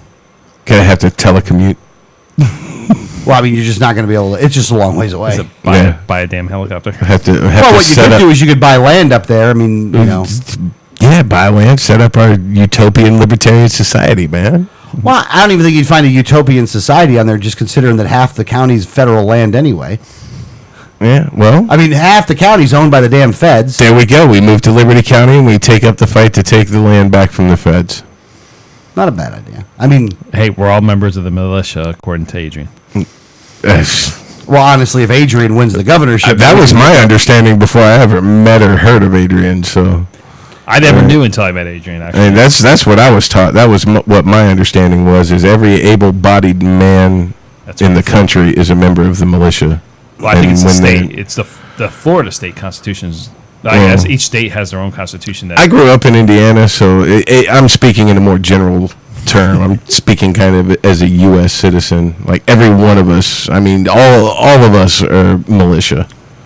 And when the time comes, we got to be ready to by the that. definition of it. It's why the Swiss is so good. Yeah.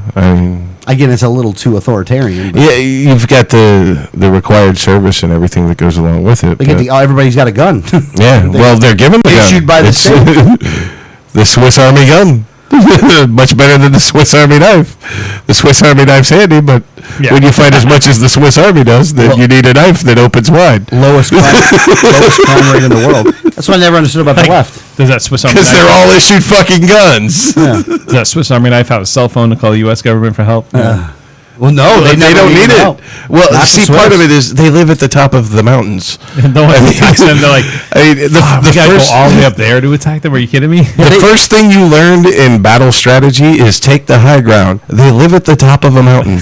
Well, there you go. Well, the funny part about it is, though, is that, if I'm mistaken, I'll apologize for this, but in both World Wars, Swiss was never involved in any of them. No, in fact, Switzerland is where the negotiations took place. Yeah. To end the wars. Like nobody bombed Switzerland. No. Nobody tried to shoot anybody in Switzerland. The Swiss people were just there. They were just. Well, and part of the reason for that, part of the reason why Hitler did not try to conquer Switzerland is because he knew that he couldn't. Yeah. The terrain says there. They are up. They already have the high ground. It's all high ground. They are all at the top of the mountains. That's Switzerland. And everybody's armed. And they all have guns. They are all trained military. So it's not an easy, and it's why why do you want to take Switzerland? Because they work with you. They work with anybody. Come on, what? Oh, so you want to open a bank account? Come on. So what you're saying is, if we just started working with people, maybe people wouldn't hate us. Well, free market principles, free trade. Just be willing to negotiate and deal. Don't bomb weddings. I'm not going to kill you, but I'll make an equitable deal with you. I don't know. I'm good with it. It's kind of crazy. I'm good with it. I don't know if the sociopaths will like that. Don't get me wrong. There's still going to be people that hate us no matter what. It's just going to be the way it is. There are those. It's a very small minority, but there are those people that, for one other reason or another, are fundamentalists. And you could go with any faith of being a fundamentalist. Sure. There are Christians that hate the American government based on their interpretation of the religion. But that's not all Christians. Not even it's not all Christians. It's a very small minority. Yeah. But there's Muslims that are like that too. But that's to your point that anybody can I would subscribe more to that. Christian that hates the federal government. I'm okay with that. But those I'm looking to I'm saying on religious grounds that they use scripture to justify that the U.S. government is not valid. Like they don't want to mess around. Like they want it to be the Bible. Yeah. Just like those people want it to be the Quran. Yeah, exactly. A very small minority. Very, very small. I don't get me wrong. There's some that fake it, but they're just faking it. The ones that don't live it. Like how many people don't live it? You know what I mean? It's like whatever. Most. But I will say, and again, it just sounds. I know it sounds so bad, but let's just be real with this. This is what's going on. And again, all I'm advocating for is that we just get the government out of a lot of this stuff. Let's just stop that part of it. You know what I mean? Like let's bring our troops home. Foreign policy is a big part of this, no matter what you look at it. We got to get out of these other countries. You know what I mean? And we got to deal with our own unemployment rate here, our own work participation rate. We got to seriously deal with this thing, and we're going to have to do it in a. Again, I don't want the government to do anything about it, but it doesn't mean as a society we don't have to fix this shit, because we do. Well, the bigger picture is too. You have $17 trillion in debt, $120+ trillion in unfunded liability combined. At some point, we're coming home because we just can't afford. Shit, go Iceland. We just you can't can go afford Iceland on it though and say, "Screw you, we're not paying you the money. We're going to jail the bankers." At the end of the day, that's an option. That is an option. You say, "Listen, no one gets any cash no more." Except the bankers are in charge. Unfortunately, you're right. But I mean, at some point, it has to stop just because you just can't afford to do it anymore. We'll see if they can. I mean, how do you? These guys are. We good. can always afford to do it. We've got the bigger guns. We spend all this money we don't have on bigger bombs. That's why we can continue to do it. But what happens when you have a complete currency collapse and there's just no more Russia, Zimbabwe. Then we start bombing people who don't like that we're still paying them in valueless dollars. Listen, you're going to take our money that's worth nothing, or we're going to kill you. Which I guess is a viable option at that point. It's what we do. It's how we roll. It's what we do now. Our bombs are bigger. We will kick you out and kill you if you don't take our worthless money. Well, Gaddafi was a direct threat to the petrodollar. The way that we fund this right now, and again, this is not a wild conspiracy either. It's just what it is. The way that we fund this now is that all oil transactions around the globe are to be done in U.S. dollars. Correct. So if countries want to get oil, they have to get dollars from us, and we print them out of thin air. But we back them with the military. And we've already taken a huge hit to the petrodollar because China and Russia have started trading oil back and forth with each other in their own currencies. Yeah. Correct.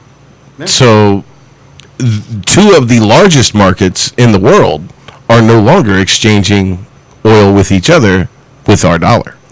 Well, at what point do other countries just follow suit?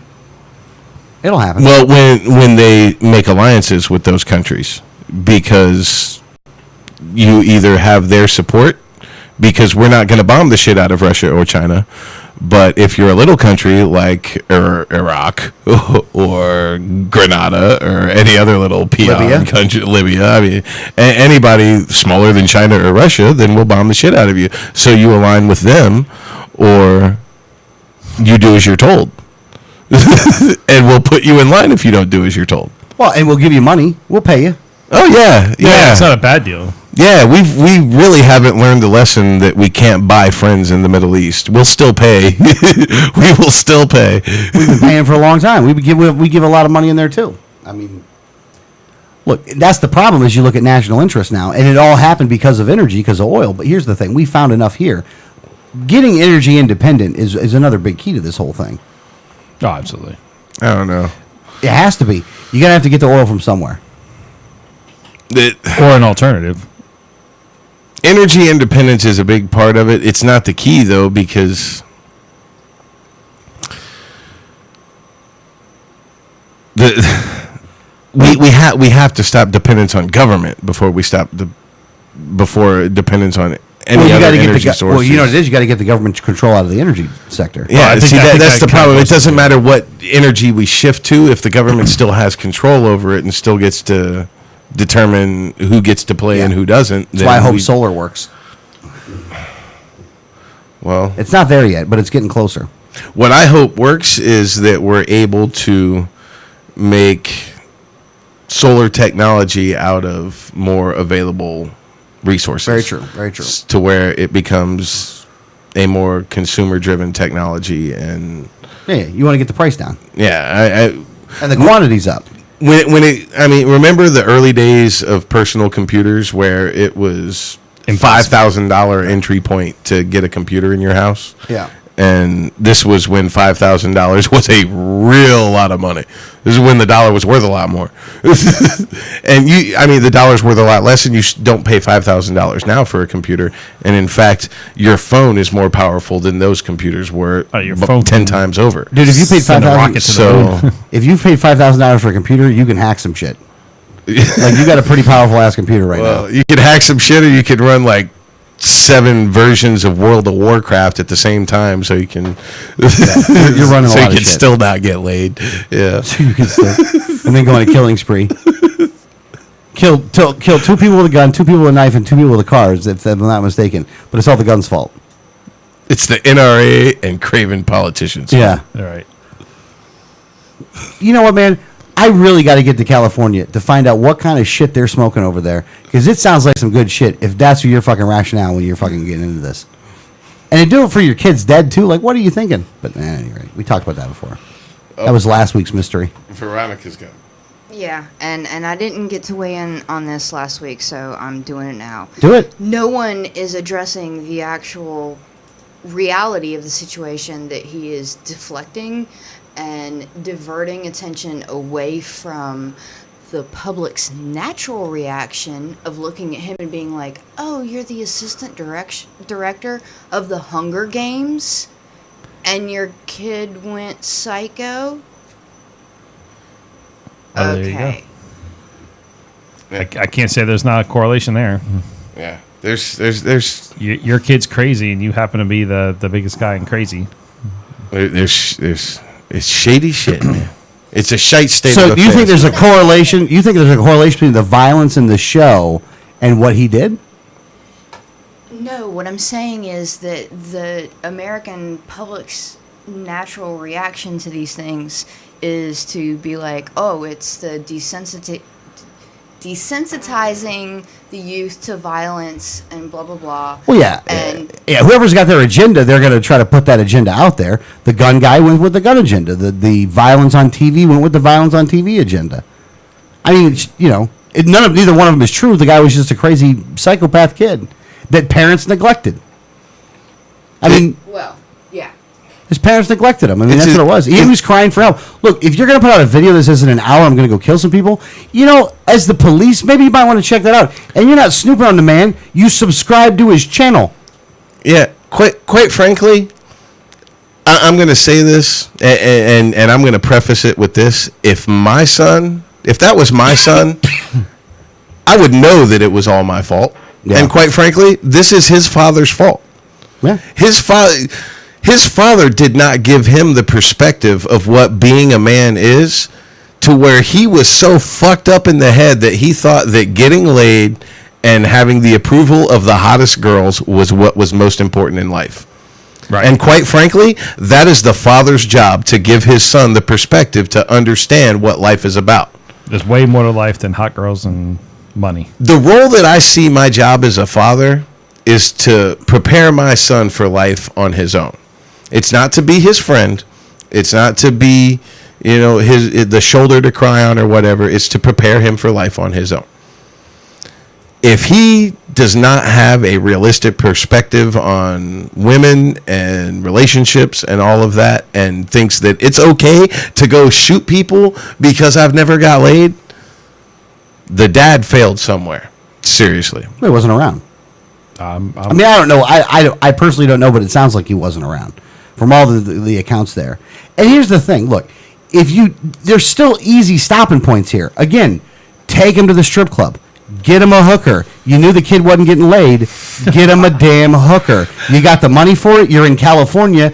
You're an assistant director. You're going to tell me you can't get one of the extras to fuck him? Wow, Come on, really? man. Like, seriously, I saw this guy. He's not ugly. Obviously, See, it's the personality that was pushing these women away. But that's why you got to pay, though. Look, Well, I'm sometimes- doubting That's why it's the oldest profession. Well, like I said, I really don't want to use Save a this life, as an use a hooker. argument for the legalization of prostitution. Right. But is there a better one? I mean, can we not? If people are actually, and quite frankly, I do know for a fact that there are people who are that wound up, strung out, and pissed off because they're not getting laid. More than just him. I'm saying, at the minimum, an old-fashioned would have handled a lot of business here.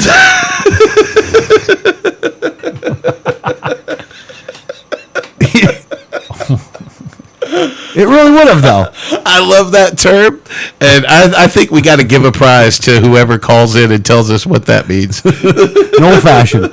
Just give him an old fashioned. We're good. The studio line is 1-800-525-4032. 1-800-525-4032. If you could call in and tell us what an old fashioned is, we'll come up with a prize for you. I actually have a Go prize. outside and use my cell phone and call. No. No, you're in studio. No. Hold on. I got an Opus Americana book. I got 2 of them left. I'll do one of them if somebody calls in. It's a nice book. It's a big leather book. I love it. I've got one. It's awesome. Yeah, they're good. Okay, so if you can call in, you got a half hour because I can't go too long because I got to be up at 5:30. Why's that? I want it. Yeah, you don't. No. You can't. I have a copy. Yeah, you can't win. Sorry. Come on. I have the Let prize. us take a test to see if somebody will actually call in. So, again, I'll do it again. 1-800-525-4032. Casey, call in. Now, here's the thing, too. She's like, I have someone. If nobody calls in, though, I have a guy. it is a fun test to figure out, though. At any rate, yeah, somebody got to hook that guy up. Take him to a damn hooker. Did somebody win it? Yes, and she did it, and she got it. She didn't and call in, though. surprise She didn't call in. She didn't call Now, in. the rule was for a call in, but Casey Who is it? Honey. Casey Honey.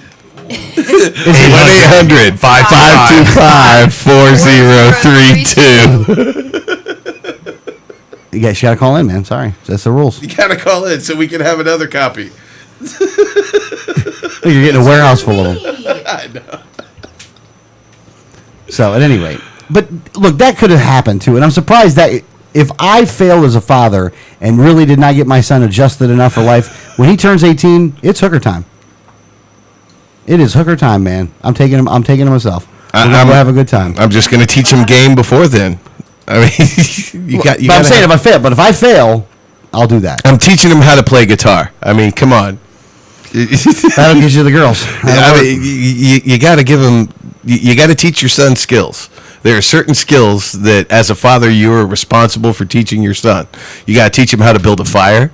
You got to teach him how to use a wrench, and you got to teach him how to girls. Yeah, I mean, you got to teach him how to catch a girl. I mean, there's one way or another, you got to help him. I really don't think I'm worried about that one with Mikey. No. Well, He the got kid's game a little- already? No, it's not even that he has game, but the skills can be there though because he's a manipulative little bastard. You know? Yeah. Like you got the skills to manipulate things, you just got to be able to aim that in the right direction. And honestly, and I picked him up from school, and little girls are always running up on him. So even older girls, like girls that are a couple grades ahead. Now I don't know why they're doing that. They just think he's cute probably, and they just do that. But look, that's really all you need. If they think you're cute and they want to hang out with you, eventually they're going to want to take their clothes off. Once you get to the appropriate age, of course. I'm not saying that little kids should be doing that, but I'm saying if you keep that track going the whole time, and you're cool. You skew off it though, you're screwed. But Can I give you a really funny little kid story that somehow? Oh wow! Someone actually called us. Oh shit! Hang on, let's take the call. We'll take the call first. He's gonna have to get it over though. It's a whole thing. Oh, hold on. Let me bring you on the line. Who's getting a free copy of the book? I'm What are you doing over there? transferring. Hold on. Oh, you got to transfer still? Yeah, because you got to transfer and then pick it up, and then did you hang up on the caller, Greg? I did not. Come on, don't do that. Hang up. Don't do that to the caller, man. It's a rare day that we even get a caller, so.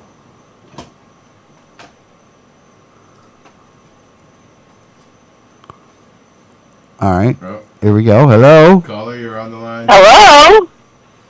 hello. Is somebody there? We are here. We can hear you. Can you hear us? I can hear you. How are you guys doing tonight? Doing very well. Do you have an answer to the question of the night? Well, unfortunately, I actually have two answers. The boring answer is that it's a drink made with bourbon, but the fun answer is that it's just an old-fashioned hand job. Old-fashioned hand job. Very good. Very good. Very good. There you go. And look, sometimes an old-fashioned's a good time. So, Hey, old-fashions are old-fashions. They happen when they happen. all right, there you go. That's right. That's right. They happen when they happen. That's a good time. You know what? I think the next time that if there's loving going on, whip out an old-fashioned. Just see what happens. Just see what the business is all about. And you can. I think that's a good tip for everybody. Just and guys, ask for an old fashioned. Say, look, man, can I just get an old fashioned real quick? And then they go, oh, well, of course. And start with the bourbon. And then, I get you some bourbon. Yeah, So start with the bourbon, and I then get you're you a good. drink. So go buy some bourbon. There If you you go. don't have any at the house, I'd have to use whiskey because I have whiskey at the house. But One old fashioned leads to another Yeah, old exactly. there fashioned. you go, America. Especially if you have good bourbon. It's a cycle. I'd ask you your address, but I'll just give the book to Greg instead. I get it. Oh, America. It's in the garage, by the way, on the right-hand side. No, Yeah, I gotta go get it myself too. yeah, well, I'm not gonna do any more than that. You know what it is. It's the garage, man. There's a lot of propaganda in there. Yeah, it's the green room. Propaganda. It is a green-looking room, though. That's an ugly-ass color, though. I mean, it's bad. It's really bad, though. I don't like the last people who lived here just for that reason alone. Like, why would you color it like that? What's wrong with you? You know, and you know the renters don't, you know, the people that own it don't care. The landlords don't care. They're like, whatever. Deal with the green. Right. It's got cabinets. It's worth another $50 a month, even though the cabinets suck, too. I would redo the cabinets because it's just not fun. But at any rate, I'm sorry. I'm all going on about the garage. I'm just saying. All right, caller, do you have anything else to say? No, you guys have a great night. You're doing a great job. Oh, really? I appreciate it. Appreciate thank that. Thank you. Big. Yeah, don't have her call here lying to me anymore.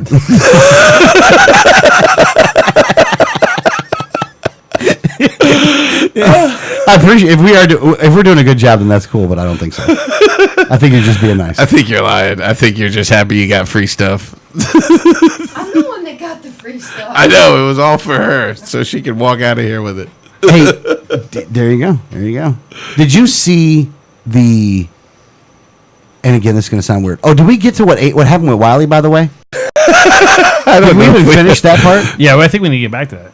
Okay, hold on. Let me finish it up then. So you know the whole story down the back end. He goes to court today for arraignment. What they were going to do was they were going to offer him $130 fine and no points on a license. You pay the fine, plead guilty, and that's it. You're out. Or go to a jury trial. Adrian opted for a jury trial. That's all that happened. So he pretty much said, "I'm not guilty. I'm pleading not guilty. I'd rather go to a jury and hang my hat on that." Yeah, but he's praying for nullification. No, it's pretty awesome. Absolutely. I don't know what's going to happen. I have never hoped to get jury duty so much in my life. That'd be awesome. The odds of you getting jury duty are about I had jury duty last week. on this case. Oh, well. And I'll get thrown off anyway. Instantly. I mean, They would go- I will not make through bar. Greg, turn around. Yeah. Turn around, Greg. I'll walk through the door as a Get juror, and Adrian will laugh. Pick up the feature brochure. Because he's gonna sit there and think, how long is he gonna get to sit in this room until they kick him out? Yeah. In all honesty, we really got to we got to have people down there on jury duty days who'd feed you brochures down at the courthouse. Did I tell you about my jury duty last week? You had jury duty? Yeah. I was so disappointed because I called the number and I was like, I was like 50 above what was released. I was like 2,340 something, and it was like 2,300 and up didn't have to show up. I was like, oh man, I had it one time. I did not get jury duty. I had jury duty. I when I got was in kicked Orlando. out immediately. Oh, I always get kicked out. I've never actually got to sit. Oh, I did once. I did. You have to sit? Our caller, yeah, Oh, our did caller you? did Yeah. got to actually sit in on the trial Yeah. and use the whole thing where, like, when they ask you, are you going to rule according to the law as it is written? She's like, no, I won't.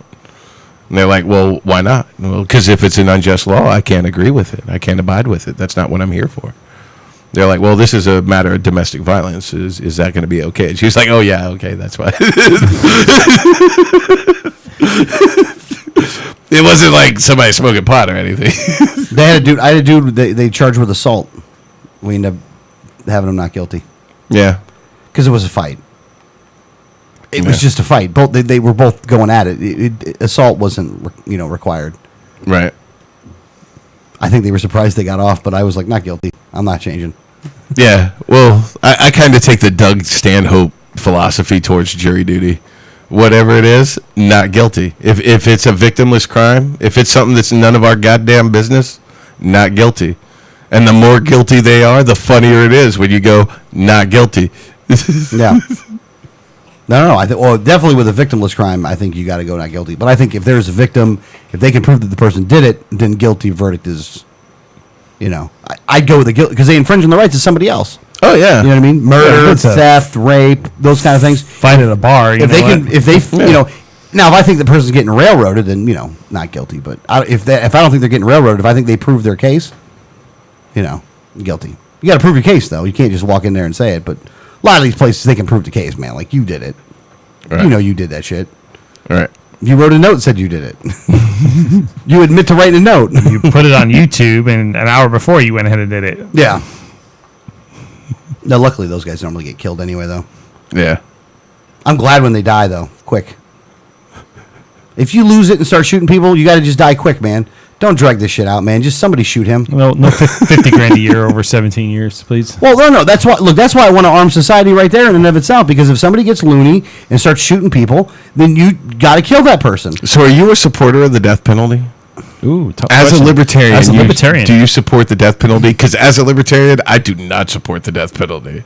I'll make that clear for you. Well, under any circumstances. Let me say it like this. Let me say it like this. Ooh, that's a whole other topic. That's a good topic. Well, hold on. I want to finish what I was saying here. I want to finish this point because he's asking a question. I want to make sure I give him the answer that I was talking about here. If you are in the process of committing said act and you are killed, I am fully in support of that. Because here's the thing. That's one thing. You're guilty because you're shooting at me. Exactly. And you killed a couple people that I watched you do, and you got the gun in your hand and you're walking around. You shoot that dude and you shoot him. Shoot to kill. Once he's been cuffed, put in jail, sat in county for 6 months while we figure out a trial and all that. Now we're talking about. Now we're talking different. about something different. No. We're talking about something different. However, I am not all the way against the death penalty, but I will tell you that the how you got to get there is really high. You can't just shoot one person and get the death penalty necessarily. If you go on a rampage and you kill multiple people, that one's going to get you the needle. If you kill a kid and you abuse the kid and you did things like that to the kid, and they got to be able to prove this stuff, the appeals process, the whole nine. But there are some times where people just deserve to be killed for what they did. Bundy deserved the chair. Bundy didn't deserve life; he deserved the chair. But they're putting guys in for the death penalty that they definitely shouldn't be putting people in jail for the death penalty for. And there's too many people that they've found out later on that were innocent. So Sure. if you're saying that I could either have it my way or have none of it at all, I'd have none of it at all. But I'd like to try to get it to where I'm saying some people just deserve to die. But that's where vigilante justice comes in. That's when you just if you kill my kid, I'm killing you. Absolutely. You're not going to need a jury or a judge or anything along those lines for that, because I'm going to come find you and I'm going to kill you. And I'm going to try to get off on insanity. I'm not going to lie to you. I'm trying to get off on insanity, but I'm going to... Quite frankly, if I was on your jury, you'd get off. Not guilty. Yeah. Well, there's a point legally, I think, that when you are overwhelmed with emotion, you kill. Like for instance, if you walked in and saw your spouse being raped, or you walked in and saw your kid being killed and you killed, it's justifiable homicide. They wouldn't put you in jail. That's a no-brainer. Well, as we go into the death penalty, that's what we need to look at. Does Manson deserve the death penalty? Well, there's three reasons that people kill. There's compulsion. That's the Mansons, the Bundys, the Dahmers, the madmen, the serial killers. They're compelled to kill. They're going to kill for whatever reason. You're not going to stop them. There's no law. There's no repercussion that's going to stop them. They're going to kill. The next reason is for profit. These are the gangsters, the mafia, the assassins, the hitmen, the drug dealers on the corner who are fighting for their territory. Profit killers. The third reason is the passion killers. The husband that walks in on his wife that's cheating on him. Whatever passionate, enraged moment that you have that drives you to this. All three of these things, no repercussions matter. There is nothing to stop you. No death penalty. Doesn't matter whether it's life in prison, whether it's death penalty. The compulsive killers, they think they're not going to get caught. They don't care whether they're going to get caught. In fact, a lot of times they want to get caught. And they want to make a big deal about it. And they want to be famous with it.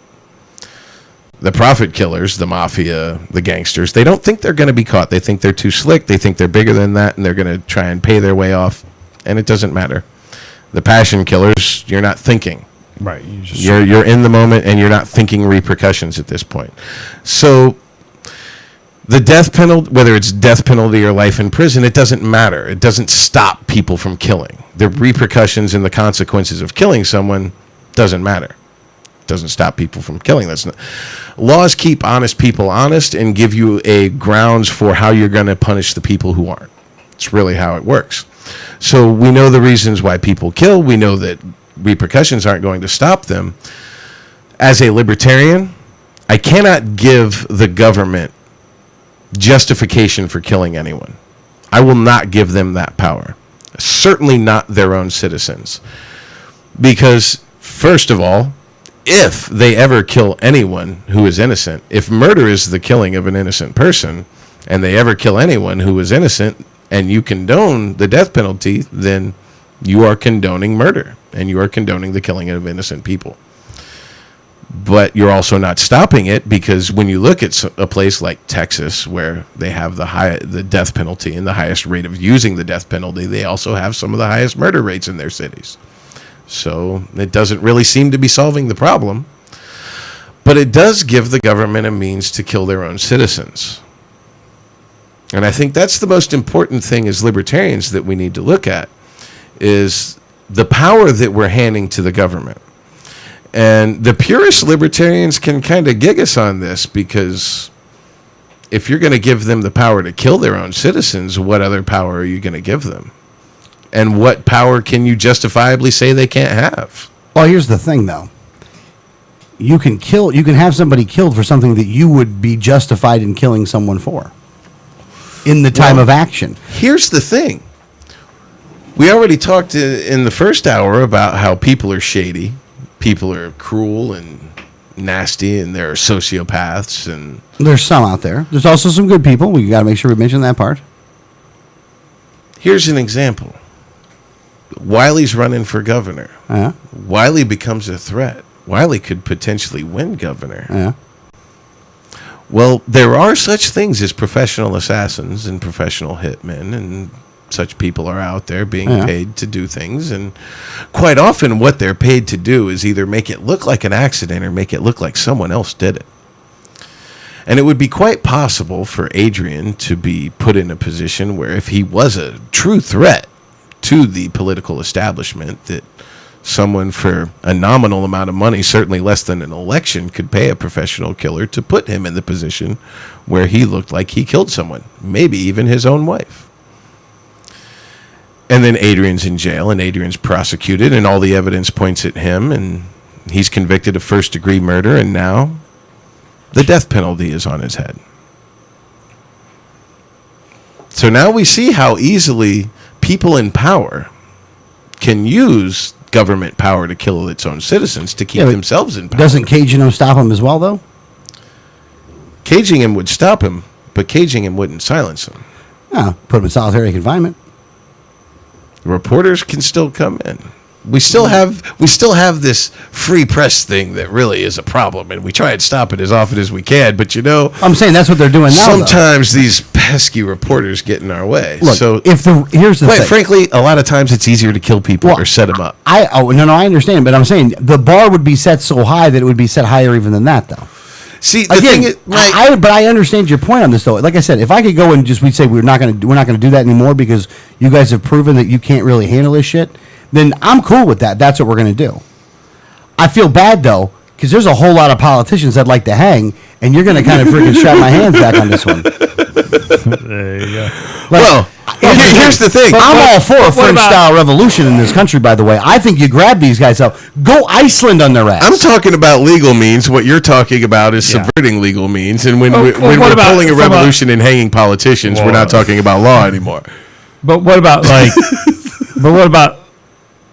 provable offenses? I mean, you have Dahmer and you have those type of guys, and you have a lot of gangbangers out there. every evidence shows that they did it. I mean, they're standing there with the gun in their hand. Is there a point where this person is justifiably killed because we know that they're a menace to society, and if we know that if we let them out, they're going to be even worse, and it's just not worth paying $50,000 a year to keep them alive? Well, I ask you. I mean, because clearly my answer is no. I ask you: is the supporting that policy, and as we established before, the blood is on your hands by supporting that policy. Are you okay with that blood on your hands? If you're okay with it, then that's fine. I'm not. That's what I'm saying. Here's the thing, I'm not okay with it as the system currently is. I would rather pay. I would rather pay. I will accept paying taxes. You take the laws down to a point where only people who are infringing on the rights of others are being jailed, and I think the budgets become much smaller for our prisons. Oh, there you go. Well, and at that point, you're talking about a whole different system, I'm talking about writing the government as a whole here, and that's part of it.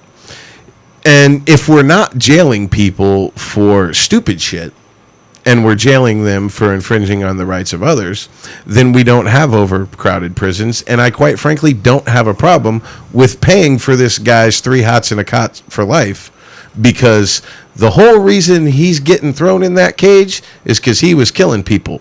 And I'm not going to say that it's okay to kill him, because who am I to say that? I'm not okay with that blood on my hands. Obviously, he was okay with blood on his hands. That's why we have to put him in a cage. Kill enough, you got to put a needle in a motherfucker, though. What's the magic number? What's the magic number? I'm gonna go more than 3. More than 3. If you can show the pattern. More than 3. 2 if they're under 7. You know what? That's a good point. 2 if they're under 7. That'll work. That'll work. I like your thinking on this. I mean, I'm not saying that pedophiles and people who kill babies and stuff deserve to live. I don't know that, but I don't know that I know that they deserve to die either. Okay, here's what you know. What, you want to know what compromise could be here? Maybe this is the compromise. I have the compromise. You go first. Okay, the compromise is this: the victims' families. There you go. Get a gun. Well, I've always. I want to go. I wouldn't go that far. I would say victims' families decide. So you touch my kid, I'm allowed 2 hours in the room with you myself.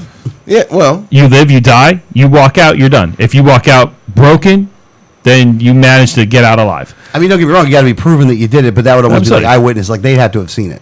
Quite frankly, I wouldn't have a problem with if someone killed someone under 18, convicted, tried, convicted, yes, they did it. Parents decide the sentence. And you know to include death. To include death. To include that. But and you know what? There are some parents out there, because there's cases out there. Forgiven. There's a lot of cases out there where the parents have said, listen, I forgive you, and now you need to every day pay $1 a month or whatever, and you have to bring it to the courthouse with a picture of my kid, and you have to live with that the rest of your life. You know, there's a lot of cases of that stuff out there. So I'm not saying that. I read a story like 2 weeks ago. Article just moved me. I was almost crying. Lady, her man shot her son on the street, was convicted, went to prison, served his time. She forgave him when he got out of prison. He now lives next door to her. And she treats him as her son. And she helps him and he helps her. And they have this harmonious life, and he has kind of taken the place of her son for her, and she has kind of taken the place of a mother for him. And she has forgiven him, and it was crazy. It's unbelievable. A lot of people probably would not be able to live that way. But quite frankly, if she forgave him, do I need to kill him? Well, no. No, that's a good point, by the way. And you were saying let the victims decide if he's found guilty. I'm good with that. That's a good solution to me. I'm good with that. I'm perfectly fine with that. Eye for an eye, baby. You know, I don't totally believe with eye for an eye, though, because that's part of my problem with the death penalty. Well, here's the thing, though. But if it's up to the victim, then it's not up to me to decide at that point. Yeah, exactly. Because here's the thing: if it was my family, the decision was already made. The cops weren't involved. They were involved afterwards. After I got to explain why I killed this guy. Mm-hmm. You know, but he had to go. Mm-hmm. If you do that to my family, I'm going to come after you personally. But, yeah. You know, but I'm not going to leave it up to the cops. I'm not going to leave it up to a jury to decide. If I know it was you that did it, now again, it's got to be the stipulation that I know it was that person that did it, but they die. No, I'm torn. I would like. I'm just saying personally. I would like to think of myself as a person that would say, you know what, you shot and killed my kid. I'm going to be the guy that forgives you and has this relationship with you forever. And yeah, you're probably going to have to deal with it for the rest of your life because I'm going to be there every day. And then the other side of me is completely just my humanity, I guess, would take over and just say, you know, I just want to kill you. I'm kind of torn in between. And to be honest with you, you might even get tortured first. Yeah, I'd be torn. I might even torture you first. To be honest, and then like, I might just go medieval. I have to forgive you after I torture you. I'm gonna come with some hard pipe hitting. I won't even use that word right now. And a blowtorch and a pair of pliers. You hear me, boy? You I ain't doing with you by a damn sight. I'm gonna get medieval on your ass. That was the wrong guy to pull over and start poking in the pooper.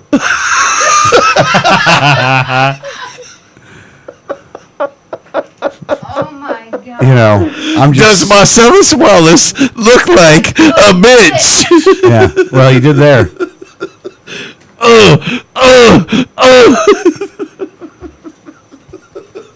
Nastiest movie. Wow, I can't Love that believe movie, you though. Pulled out the O face. The best line from Marcellus Wallace. Pride only hurts. Never helps. Never helps. I mean, that was. But feel that stick? It's pride fucking with you. Yeah. Forget that shit. Yeah, I mean, it happens. What can you do? All right, well, it's 12:36 though. The show. Yeah, we did go over. Talking about the death penalty. We'll move on to euthanasia next. Hopefully people enjoyed it very much so. I'll tell you next week I got to do a debate, by the way. Really? Yeah. Where at? It's going to be down in South Florida. It's going to be. I agreed to a debate with a Democrat. Does the Democrat know what they're in for? I think clearly not. They agree. The Democrat thinks they're going to win. Well, I think it's going to be It's going to be awesome. I'm looking forward to it so bad. I'm waiting for the time where I can out-left the left. You can out-left the left. Oh, I can out-left the left. Yeah. I got more righteous indignation than you can shake a stick at.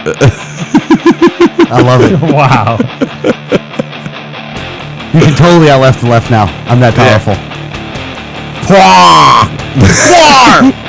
I don't know. Squirrel. All right, this is Off the Rails, man. We'll see you guys on Friday. Liberty Underground.